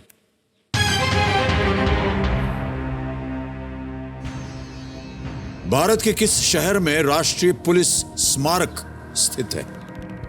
इन which city of India is the national police memorial located? और आपके ऑप्शन ये रहे, A new Delhi, B Hyderabad, C Mussoorie, और is it D Mumbai? A नई दिल्ली। श्योर? एब्सोल्युटली। फाइनल उत्तर? Yes, sir. सहमत है श्रीवास्तव साहब? यस सर, बिल्कुल सर। क्या किया जाए? लगा दे ताला? लॉक करें सर। ए न्यू दिल्ली, ताला लगाइए Kabir ji. Is the right answer, well played. राष्ट्रीय पुलिस स्मारक दिल्ली के चाणक्यपुरी क्षेत्र में स्थित है, और कुछ वर्ष पूर्व बने इस स्मारक का नवीनीकरण किया गया था, नया बनाया गया था, और एक नए संग्रहालय के साथ 21 अक्टूबर 2018 को इसका उद्घाटन किया गया। इसके केंद्र में एक 30 फुट ऊंचा और 238 टन वजन का एक ग्रेनाइट से बना हुआ एक शिल्प है। अब आएगा 7वां प्रश्न, और इसका मूल्य है 40,000 रुपए। 7वां प्रश्न 40,000 रुपए, स्क्रीन के ऊपर ये रहा। इस गीत को सुनकर इसके गायक को पहचानिए। प्रधान साहब, छोटी सी गलती कर दी आपने बताकर कि आप गाना वाना गाते हैं। आ गया ऑडियो क्वेश्चन। तो एक गाना आपको अभी सुनाया जाएगा, आपको बताना होगा कि इस गीत को सुनकर इसके गायक को आपको पहचानना है। गाना सुनाया जाए कंप्यूटर जी।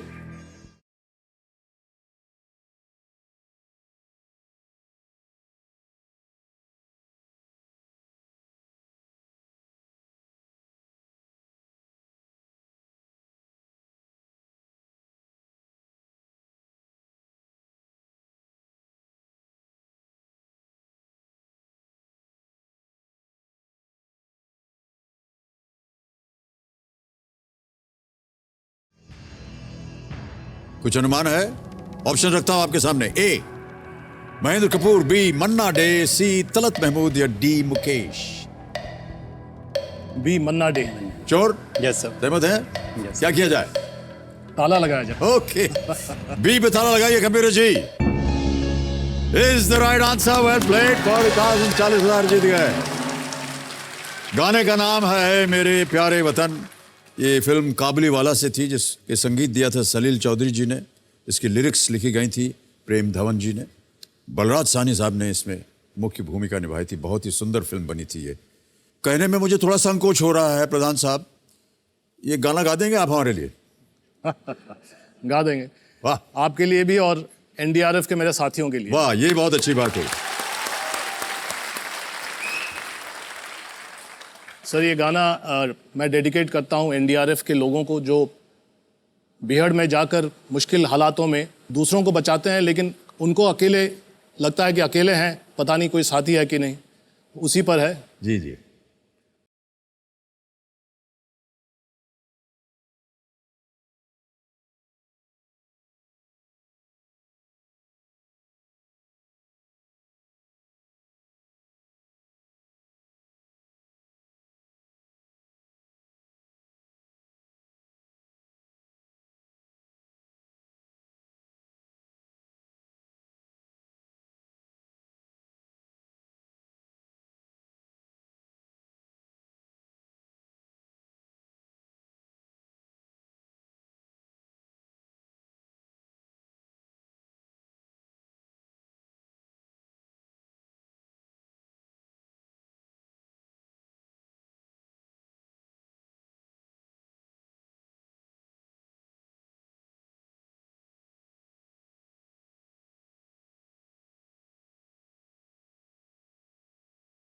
वाह,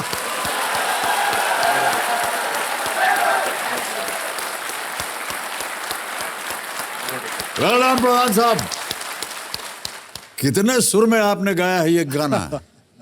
जिस तरह आप सुर में मार्चिंग करते हैं उसी तरह आपकी वाणी भी वैसे एकदम सुर में। सही नहीं? ऑलराइट, ओके, गेम को आगे बढ़ाते हैं। अब आएगा 8वां प्रश्न, इसका मूल्य है 80,000 रुपए। रेडी प्रधान साहब श्रीवास्तव जी? 8वां प्रश्न 80,000 रुपए स्क्रीन के ऊपर ये रहा। अप्रैल 2019 में जारी अंतर्राष्ट्रीय श्रम संगठन की रिपोर्ट के अनुसार भारत की कौन सी घटना 20वीं शताब्दी की एक मुख्य औद्योगिक आपदा है? According to the report of the International Labour Organization issued in April 2019, which incident in India was one of the main industrial disasters of the 20th century? Option सुनिए। A. चासनाला खनन आपदा 1975, B. बॉम्बे डॉक विस्फोट 1944, C. Bhopal gas त्रासदी 1984 और D. मच्चू बांध आपदा 1979। We'll go with Bhopal gas tragedy. Sure? C. Final उत्तर? Yes fine. Confident? Confident. ताला लगा दिया जाए? Yes sir. कबीर महाशय, प्रधान जी और श्रीवास्तव जी कह रहे हैं सी, भोपाल गैस ट्रेजेडी ऑफ 1984। ताला लगाइए।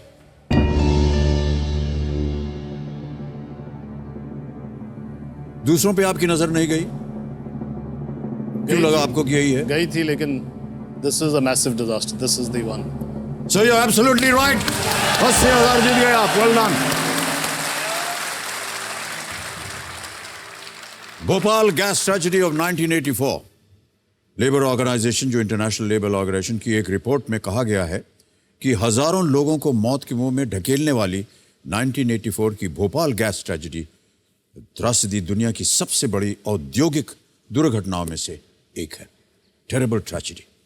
और गैस लीक हो गया भोपाल शहर में, बहुत लोग की जान चली गई और आज तक लोग पीड़ित हैं उस दुविधा से, आज भी हैं।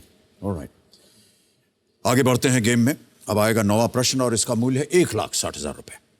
रेडी प्रधान साहब श्रीवास्तव जी? 9वां प्रश्न आपके स्क्रीन के ऊपर ये रहा।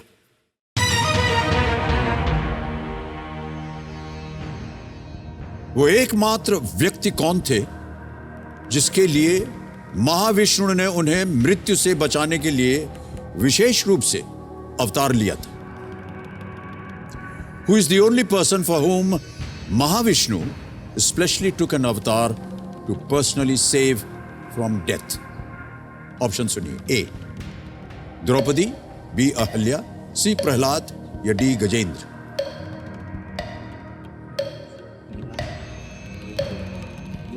सी प्रहलाद। C. प्रहलाद। फाइनल उत्तर आपका? जी सर। लॉक कर दिया जाए? लॉक कर देते हैं। प्रहलाद पे ताला लगाइए कंप्यूटर जी। ये भी सही जवाब आपका। वाह क्या बात है। 1 प्लेट सर। 1,60,000 रुपए प्रहलाद विष्णु भक्त था और ईश्वर में उसकी अटूट आस्था थी, जबकि उसका पिता हिरण्यकश्यप विष्णु का घोर विरोधी था। गुस्से में आकर हिरण्यकश्यप ने प्रहलाद को मारना चाहा, तब भगवान विष्णु ने नरसिंह अवतार लेकर हिरण्यकश्यप का वध कर दिया और प्रहलाद की रक्षा की। मैं आप दोनों से जानना चाहूंगा कि ये एनडीआरएफ में भर्ती होने के लिए क्या विशेष क्वालिफिकेशंस होनी चाहिए और किस तरह इनका इंट्रोडक्शन होता है, या how do they get into the RDA? Sir, जैसे मैंने कहा कि ये सारा डेपुटेशनिस्ट फोर्सेस और डेपुटेशन पे आते हैं जी। लेकिन कुछ कंडीशंस हैं। They should be less than 40 years, 40 साल से ओके, कम। Less than 40। ये पहला शर्त होता है। उम्र उनकी 40 से कम होनी जी चाहिए। बिल्कुल। जी जी। दूसरा है कि क्योंकि इसमें हमारी जो डिजास्टर्स की प्रकार हैं उसमें सर पहला हम लोग मानते हैं एक्वाटिक डिजास्टर, पानी या बारिश से रिलेटेड एक्वाटिक डिजास्टर। तो आपको स्विमिंग आनी चाहिए, आपको डाइविंग आनी चाहिए, उसमें फिजिकल फिटनेस की ज़रूरत होती है और डाइविंग की स्किल की ज़रूरत होती है, बेसिक स्विमिंग आनी चाहिए। और दूसरा केमिकल, बायोलॉजिकल, रेडियोलॉजिकल, न्यूक्लियर। आपने अभी एक इंडस्ट्रियल डिजास्टर के बारे में कहा जो कि केमिकल डिजास्टर था, भोपाल गैस ट्रेजेडी 1984 का।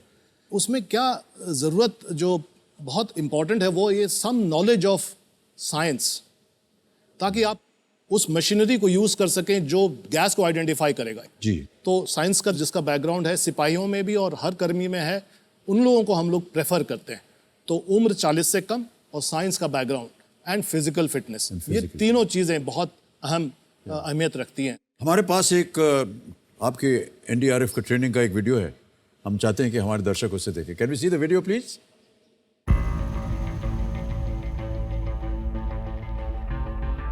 NDRF multi disciplinary, multi skilled high tech force है।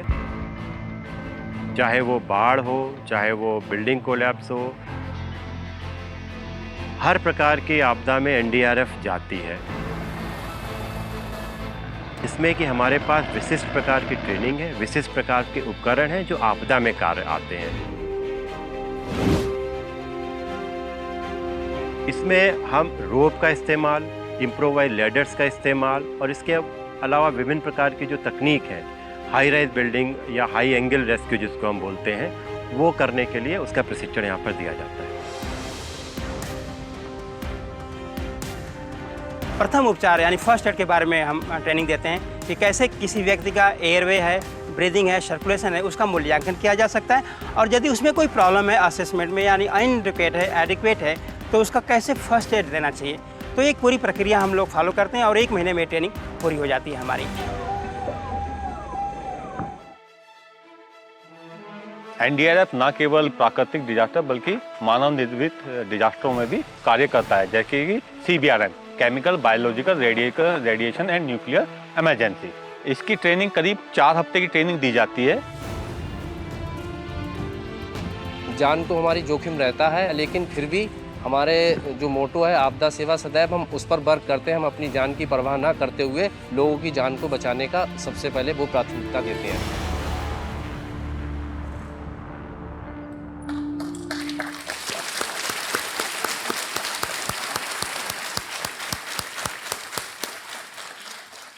काफ़ी एक्सटेंसिव ट्रेनिंग होती है। सर, मैं बता दूं, पूरे देशवासियों को भी मैं बताना चाहता हूं, उनको जानकारी होनी चाहिए क्योंकि टैक्स पेयर्स मनी पर हम लोग काम करते हैं। या तो हम लोग ऑपरेशन करते हैं या फिर ट्रेनिंग करते हैं, और ट्रेनिंग हम लोगों को शार्पन करता है। Sir, training is the peace time weapon that we sharpen so that जब आपदा आए तो हम लोग सही इस्तेमाल उसका कर सकें। जी जी। और ये हम लोग लगातार करते हैं सर, बिना लेटअप के। या तो हम लोग अपने आप को ट्रेनिंग करते हैं या फिर स्टेट के फोर्सेस को ट्रेनिंग की डिजास्टर मैनेजमेंट वो कर सके, या फिर कम्युनिटी को ट्रेनिंग और स्टूडेंट्स को ट्रेनिंग। आपको ताज्जुब होगा कि अब तक हम लोग सर 60 लाख से ज़्यादा लोगों को ट्रेनिंग कर चुके हैं, बच्चों को, स्कूल स्टूडेंट्स और कम्युनिटी को मिला के। और यही सर फॉर्मूला होना चाहिए। जब कम्युनिटी एम्पावर्ड और अवेयर होगा तो वो डिजास्टर से बेटर डील करेगा, अपने आप को बचाएगा।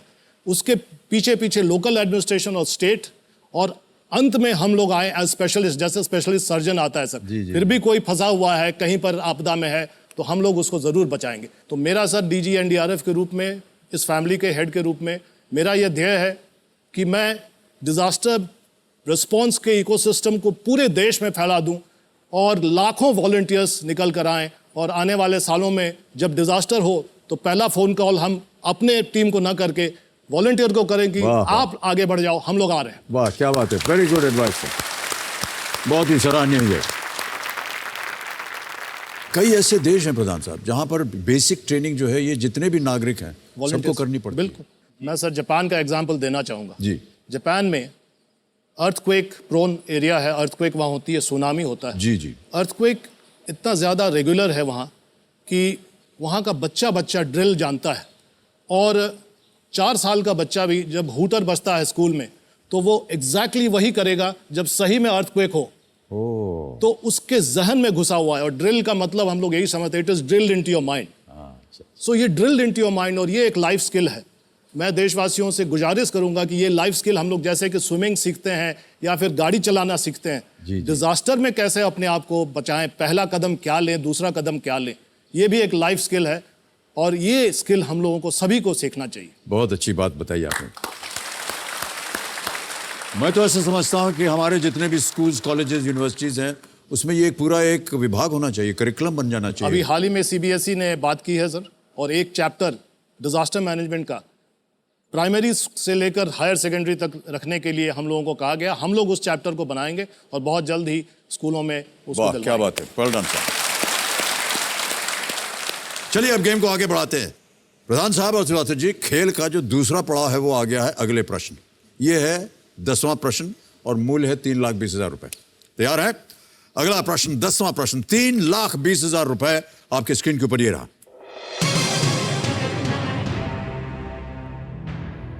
इनमें से किस राज्य से झारखंड की सीमा नहीं लगती? Which of these states does not adjoin the borders of Jharkhand? आपके विकल्प आपके सामने हैं। ए उत्तर प्रदेश, बी वेस्ट बंगाल, सी छत्तीसगढ़ या डी मध्य प्रदेश। डी मध्य प्रदेश। चोर हैं? एब्सोल्यूट। क्या किया जाए? Please lock D Madhya Pradesh. D पे ताला लगाइए कंप्यूटर जी। 3,20,000। वेल प्लेड, बहुत बहुत बधाई आपको। और चेक आ रहा है इनके नाम, तालियां बजती रहें जोर से।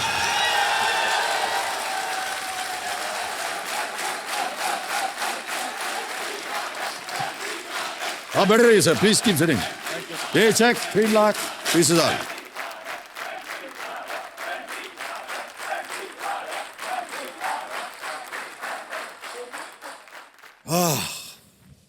झारखंड की सीमा 5 राज्यों से लगती है।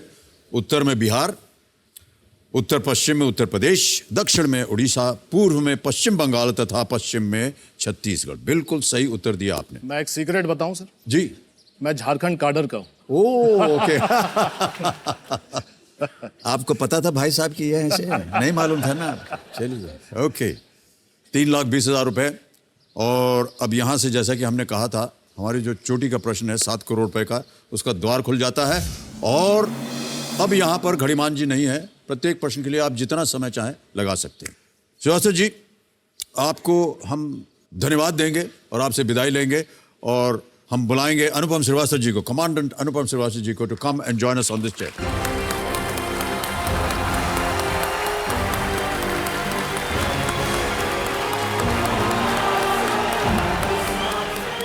देवियों सज्जनों, अनुपम जी ने महाराष्ट्र, गोवा और हाल ही में महालक्ष्मी एक्सप्रेस जैसे बहुत सारे जगहों पर रेस्क्यू और रिलीफ ऑपरेशंस का नेतृत्व किया है। जिस तरह से एनडीआरएफ ने और आपने इसमें अपना योगदान दिया है, उसके बारे में हमें कुछ बताइए। अब सर, आप मुंबई में रहते हैं, आप यहाँ की बारिश के बारे में जानते हैं। धुआंधार बारिश होती है जी, धुआंधार। तो उस दिन भी 26 जुलाई की रात थी, 12:20 कॉल आई सेंट्रल रेलवे के कंट्रोल रूम से, और उन्होंने बताया कि महालक्ष्मी एक्सप्रेस ये बदलापुर रेलवे स्टेशन के पास में ट्रैप हो गई है, पानी से घिर गई है।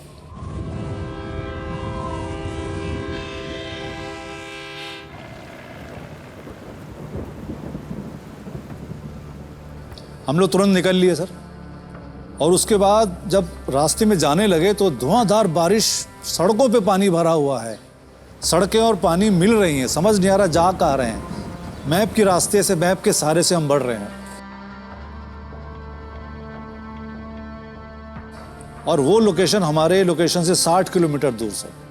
हम लोग किसी तरह पहुंचते हैं वहां पर, वहाँ पहुँच के देखते हैं, जब उस ट्रैप ट्रेन से जब लगभग 2 किलोमीटर पीछे हैं तो देखते हैं सड़क जो है, जो नीचे से ब्रिज होता है, उस पर पूरा पानी करीब 8 फुट भरा हुआ है।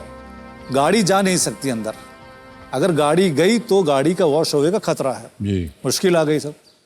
फिर लोकल से पता किया कैसे जाया जाए, वहाँ तक पहुँचना जरूरी है। लगातार फ़ोन्स कॉल आ रहे हैं, डिस्ट्रेस कॉल आ रही है, पैसेंजर्स के कॉल आ रहे हैं कि पानी बढ़ता जा रहा है। उन्होंने बोला पहाड़ी पार करनी है। अब हमारे पास बोट के साथ इंजन होता है जो कि बहुत भारी होता है, उसको ले जाना संभव नहीं हो पाया। तो हमने अपने जवानों ने बोट को इन्फ्लेट किया, हवा भरी उसके अंदर और कंधों पे रखकर पहाड़ी चढ़ना शुरू किया। और जब जैसे ही पहाड़ी चढ़ना शुरू किया, नई प्रॉब्लम की पहाड़ी में फिसलन बहुत है, तो जवानों के शूज़ फिसल रहे हैं। तो फिर शूज़ उतार के नंगे पैर हम लोगों ने शुरू किया। नंगे पैर शुरू किया तो कांटे हैं वहाँ पर, पत्थर हैं, खून निकल रहा है लोगों को पैरों में। लेकिन बात वही होती है, जब आप सामने बड़ा टारगेट देखते हैं तो अपनी परेशानी भूल जाते हैं। तो किसी तरह हम लोग सामने पहुँचे और सामने उतरना शुरू किया तो हमको सामने ट्रेन दिखाई दे गई। और फिर हम लोगों ने तुरंत वहाँ पहुँचकर और अपनी बोटों को तुरंत पानी में रखा। सर से लगातार संपर्क बना हुआ था जी। और पानी में फिर उतार के फिर हम लोगों ने ट्रेन तक शुरू किया।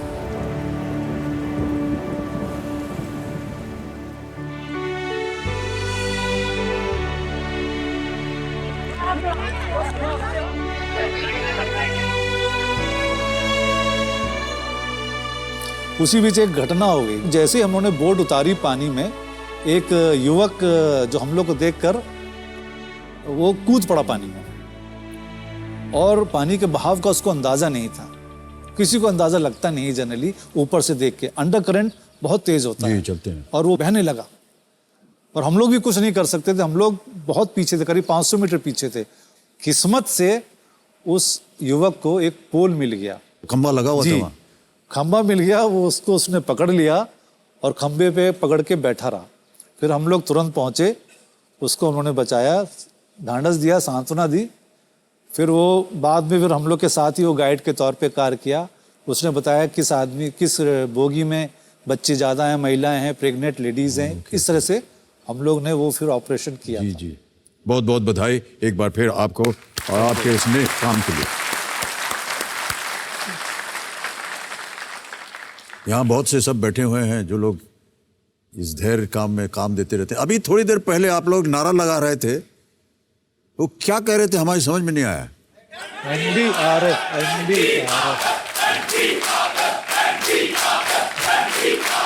इसके बाद एक था, इसके बाद भी एक था अभी, वो क्या था? इसलिए आपदा सेवा सदैव, ये हमारा अपने मोटो का मोटो है सर, आपदा सेवा सदैव। वाह क्या बात है, बहुत बहुत धन्यवाद आपका। हमने देखा है कि बहुत से ये जो बैठे इनके जो यूनिफॉर्म्स हैं जी, इसके ऊपर इनका ब्लड ग्रुप लिखा हुआ है। ये सर दोनों तरफ से काम आता है। अगर खुद कर्मी इंजर्ड हो जाए तो या किसी को डोनेशन देना और किसको डोनेशन देना, ये सर दोनों, इसलिए ये अपने आप में एक एफिशिएंसी मल्टीप्लायर है हमारे लिए। तो हम लोग इसको बनाकर रखते हैं और सभी को बनाना पड़ता है। ओके, अब प्रधान साहब और अनुपम जी सर गेम को आगे बढ़ाएंगे। अगला प्रश्न जो है ये है 11वां प्रश्न और इसका मूल्य है 6,40,000 रुपए। आपकी तीनों लाइफलाइन अभी बची हुई है, एक केवल इस्तेमाल हो गई है। 11वां प्रश्न 6,40,000 रुपए इसका मूल्य। 11वां प्रश्न आपके स्क्रीन के ऊपर ये रहा।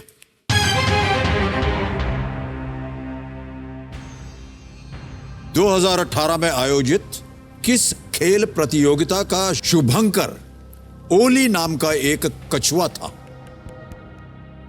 Turtle Ollie was the name of the mascot for which sporting event of 2018? Option सुनिए। A. Commonwealth Games, B. Asian Games, C. Afro-Asian Games या D. Men's Hockey World Cup? I'll go with D. Men's Hockey World Cup. Sure. Confident. Confident. क्या करना चाहेंगे? Lock करना चाहिए। Lock कर दें? कैमरे महाशय, D men's hockey world cup पे ताला लगाया जाए। कैसे लगा कि आपको ये होना चाहिए? मैंने थोड़ा परम्यूटेशन कॉम्बिनेशन किया सर। कैसे? हॉकी वर्ल्ड कप जो है उड़ीसा में हुआ है। ओके।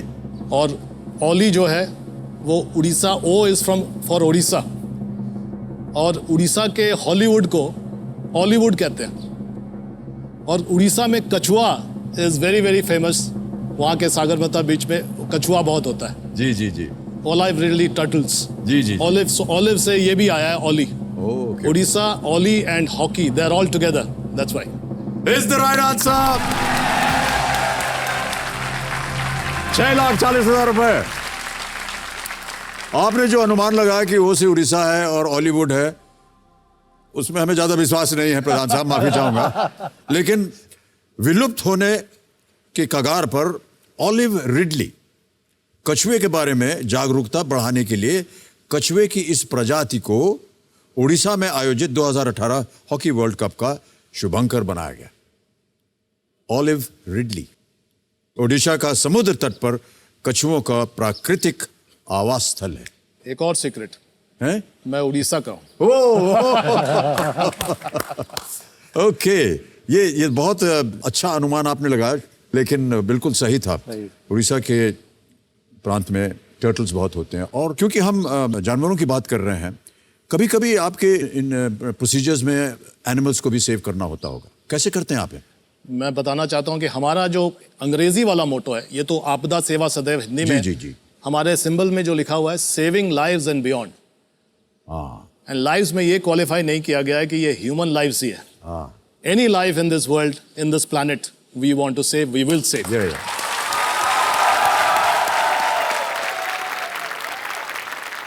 हम लोग केवल पेट को बचाते हैं ऐसा नहीं है, कोई भी एनिमल हो, हाथी हो, घोड़ा हो, डॉग्स हो, सभी को हम लोग बचाने की कोशिश करते हैं। There are many social media tweets about a monkey that has been saved और a dog that has been saved. और एक मैं छोटी सी कहानी बताता हूँ सर। एक कपल कर्नाटक में हम लोगों ने 3 दिन के बाद बचाया। वो लोग पेड़ पे बैठे हुए थे और उनके साथ एक डॉग भी था जो उनका पेट डॉग था, एल्डरली कपल था। वो चाहते थे कि वो डॉग भी बचना चाहिए, and we respected their sentiments and we brought them back together. वाह वाह, well done.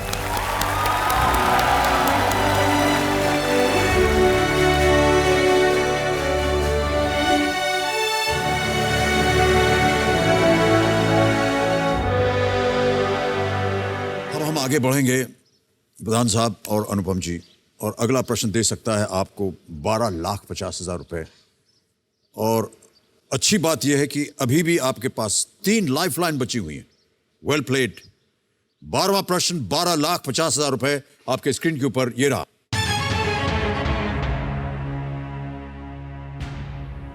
जब 1998 में पोखरण में परमाणु परीक्षण हुआ था, तब भारत के रक्षा मंत्री कौन थे? Who was India's Union Defense Minister when nuclear tests were conducted at Pokhran in the year 1998? Options: A. Mulayam Singh Yadav. B. George Fernandez. C. Jaswant Singh. D. Pramod Mahajan. Jaswant Singh बता रहे हैं सर। जॉर्ज फर्नांडिस सर, ये पहले थे इनके। 1998 में तो वाजपेयी की गवर्नमेंट थी ना। हाँ, वाजपेयी के समय का था सर, तो जसवंत सिंह रहे थे। जसवंत सिंह। अगर मन में संदेह हो आपके, तो आपके पास अभी भी 3 लाइफलाइन बची हैं। अगर आप चाहें तो उनका इस्तेमाल कर सकते हैं। तो एक्सपर्ट एडवाइस इसमें एक्सपर्ट एडवाइस हम लोग एक्सपर्ट लेना चाहेंगे आप? ओके। कविना महाशय, इस प्रश्न का सही उत्तर नहीं मालूम, और प्रधान साहब और अनुपम जी अपनी एक्सपर्ट एडवाइस लाइफलाइन इस्तेमाल करेंगे, इसे अंकित किया जाए।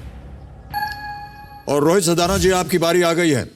प्रकट होइए हमारे सामने और मदद कीजिए हमारी। एनडीआरएफ मदद मांग रहा है, ये तो गलत बात हो गई, लेकिन उन्होंने वादा भी किया था। तो प्रश्न आपने देखा ही होगा। रोहित जी, ऑप्शंस आपके सामने पढ़ देता हूं और 60 सेकंड मिलेंगे उत्तर देने के लिए। ए. मुलायम सिंह यादव, बी. जॉर्ज फर्नांडिस, सी. जसवंत सिंह, और is it D. Pramod Mahajan? अच्छा सर, मुझे लगता है बी. जॉर्ज फर्नांडिस इसका उत्तर होना चाहिए। आप कुछ पूछना चाहेंगे रोहित जी से? जॉर्ज फर्नांडिस। रोहित जी, एक तस्वीर आपको भी शायद याद होगी प्रधान साहब। हाँ हाँ, जो पोखरण की तस्वीर, सबसे प्रचलित तस्वीर अखबारों में छपी रही है वाजपेयी जी के साथ। हाँ हाँ, उसको थोड़ा ध्यान कीजिए। नहीं, आपकी बात सही है। मैं जॉर्ज भी वही कह रहा फर्नांडिस इसका उत्तर है। था। We'll क्या say करेंगे? the George जाएंगे रोहित जी के बिल्कुल साथ? ऑलराइट, वो कह रहे हैं जॉर्ज फर्नांडिस बी। क्या किया जाए? लॉक कर दें? लॉक करें। कबीर महाशय please lock B, George Fernandes. और अब 1250 जीत गए। बिल्कुल सही उत्तर है। Well played Rohit ji, good answer. Doctor APJ Abdul Kalam उस समय रक्षा मंत्री के विज्ञान सलाहकार के रूप में कार्यरत थे और अटल बिहारी वाजपेयी भारत के प्रधानमंत्री थे। जॉर्ज फर्नांडिस की मृत्यु जनवरी 2019 में हुई।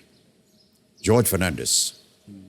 ओके, अब आगे बढ़ते हैं और अब आ गया है 25 लाख रुपए का प्रश्न और 2 लाइफलाइन अभी भी बची हैं आपकी। 13वां प्रश्न, 25 लाख रुपए आपके स्क्रीन के ऊपर ये रहा।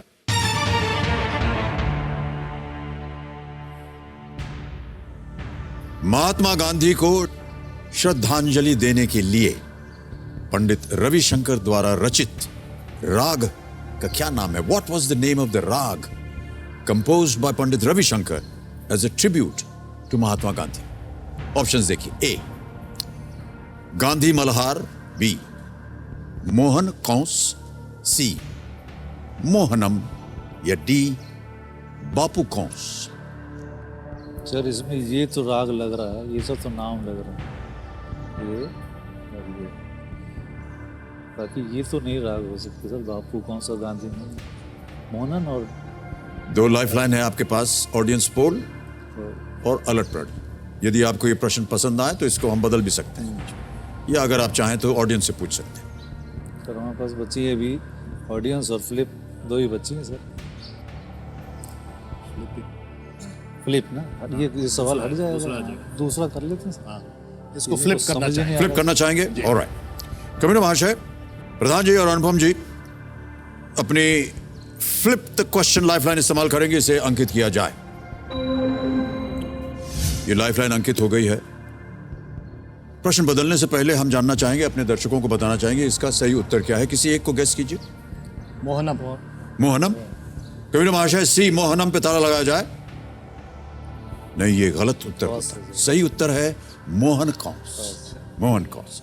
1948 में बापू की मृत्यु की सूचना पर पंडित जी को ऑल इंडिया रेडियो द्वारा महात्मा गांधी को समर्पित धुन बजाने के लिए कहा गया था और इस मौके पर उन्होंने मालकौस राग में थोड़ी सी फेरबदल करके एक नए राग मोहन कंस की रचना की थी।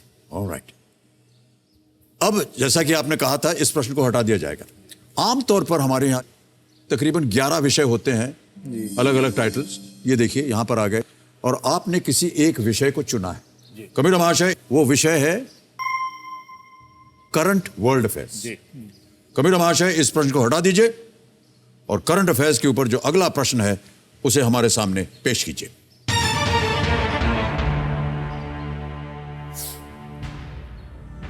(2019) G20 शिखर सम्मेलन के दौरान यह तस्वीर किस शहर में ली गई थी?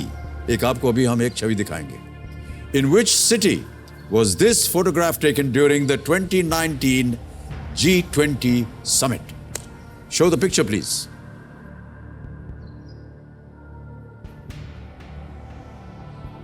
देखा आपने? ऑप्शंस रखूं आपके सामने? रखिए सर। ऑलराइट। ये रहे आपके ऑप्शंस। ए सिंगापुर, बी मनीला, सी ओसाका, डी कुआलालंपुर। केवल एक लाइफलाइन बची है आपकी। सही उत्तर आपको देंगे 25 लाख रुपए। यहां गलत हो गए तो आप नीचे गिर जाएंगे 320 पर। हम नहीं चाहते कि आप यहां से कुछ खो कर जाएं। क्योंकि ये तो अभी किए मोदी और जयशंकर प्रसाद ने। सर अभी तो पेरिस गए थे सर। तो ये उस टाइम ये मिनिस्टर नहीं थे सर, शंकर प्रसाद तब की फोटो है सर। अच्छा, तो फिर तो जापानी होगा। ओसाका क्या लग रहा है आपके मन में? ओसाका लग रहा है। ओसाका। Okay. सी। क्या करना चाहेंगे? We'll go with Osaka. C. We'll go with Osaka. Alright. Kabir महाशय, सही है सर। प्रधान साहब ने और अनुपम जी ने बहुत सोच समझ के बाद कहा है सी ओसाका। इस पे ताला लगाया जाए, देखें ये सही उत्तर है या नहीं। क्यों आपको लगा कि ये होना चाहिए? G20 में जापान है एक मेंबर है G20 का ग्रुप G20 का, ओके। जबकि सिंगापुर और फिलीपींस या मलेशिया नहीं है। तो 25 लाख रुपए आप जीत गए। वेरी वेल प्लेड प्रधान साहब। और बहुत खूबसूरत तरीके से आपने असेसमेंट लगाया कि जो समिट था वो जापान में हुआ और बाकी 3 शहर जो हैं वो जापान में नहीं है, इसलिए ओसाका ही होगा। 2019 G20 शिखर सम्मेलन 28 और 29 जून को जापान के ओसाका में आयोजित किया गया था। G20 19 देशों और EU का एक अंतर्राष्ट्रीय फोरम है जिसकी स्थापना 1999 में हुई थी। बहुत बढ़िया खेले हैं आप प्रधान साहब। अनुपम जी, बहुत सारी सोच समझ के, यार ये डरा देता है हमको। हूटर बज गया है, तो आज का खेल हमें यहीं समाप्त करना पड़ेगा। और जाने से पहले एक छोटी सी बात हम करना चाहेंगे आपसे। कोई प्रैक्टिकल टिप्स हो प्रधान साहब, 3 कोई प्रैक्टिकल टिप्स जो डिजास्टर से संबंधित हो और जो हमारी आज की जो जनता हमारा शो देख रही है उनके उपयोग में आ सके। 3 चीजें मैं बताऊंगा सर। सबसे पहली बात, वो टिप्स नहीं है, जनरल एक प्रिंसिपल है जी। ये मानकर चलिए कि डिजास्टर किसी के साथ हो सकता है और किसी भी समय हो सकता है। अक्सर हम लोग ये सोचते हैं कि हमारे साथ तो नहीं होगा, ऐसा नहीं होगा, हमारे साथ नहीं होगा। यहाँ ये पहला। दूसरा, जब आप मान लेते हैं कि ऐसा हो सकता है तो उसकी तैयारी करिए। ऐसे जो NDRF जो कोर्स चलाती है, कोई कम्युनिटी अवेयरनेस चलाती है, तो उसमें आइए, योगदान दीजिए, या कोई भी एजेंसी चलाती है, एक लाइफ स्किल है उसको सीख लीजिए। क्या करना है, तूफान आए तो क्या करना है।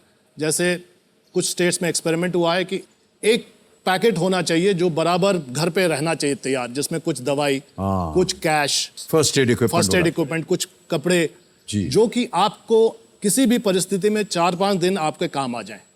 जैसे ही साइक्लोन की सूचना हो जाती है उसको पकड़ा, या फ्लड की सूचना हो जाती है उसको लिया और घर से बाहर निकल गए, हाई ग्राउंड पे चले गए। तो ये preparation, so acceptance that it can happen, preparation. और तीसरा एक बहुत अहम चीज़ है कि आपके घर की ऐसी चीज़ें होती हैं जो आपके लिए लाइफ सेविंग हो सकती है। खाली बोतल आपके लिए लाइफ जैकेट बन सकता है, नारियल आपके लिए लाइफ जैकेट का काम आ सकता है, एक बॉल आपके लिए एक लाइफ सेविंग इक्विपमेंट हो सकता है। ये समझना ज़रूरी है और इसकी भी तैयारी होनी चाहिए। जी जी जी, वाह, बहुत बहुत धन्यवाद आपका। देवियों सज्जनों, आपने देखा बहुत ही महत्वपूर्ण चीज़ें अभी बताई गई और इनका उपयोग किया जा सकता है। आज का खेल यहीं समाप्त होता है। तो सबसे पहले मैं, आपने जो जीती हुई रकम है इसको मैं ट्रांसफ़र करूंगा आपके अकाउंट में। डिजिटली ट्रांसफ़र हो जाता है आजकल सब कुछ। जिस संस्था में जा रहा है उसका नाम आ गया, भारत के वीर। ट्रांसफ़र बटन दबाया, 25 लाख। एक और, हाँ, दबा रहा हूँ भाई साहब, गलती नहीं करूंगा। उसको कंफर्म किया और ये 25 लाख गए आपके अकाउंट में।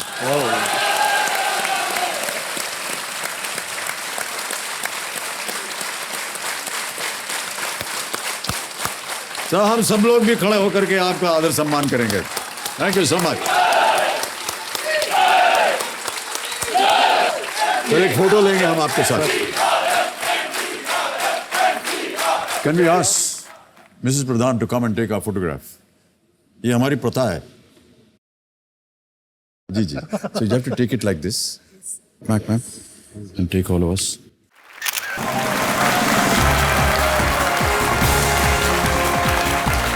तो देवियों सज्जनों, जो दूसरों को अनमोल तोहफा जीवन दान देते हैं उनको हम कुछ देना चाह रहे हैं अपनी तरफ से। NDRF का सम्मान करते हुए हम देश की ओर से, KBC की ओर से और हर उस जीव की ओर से जिन्होंने इन्हें जीवन दान दिया है, ये उपाधि चिन्ह प्रदान हम करना चाहेंगे।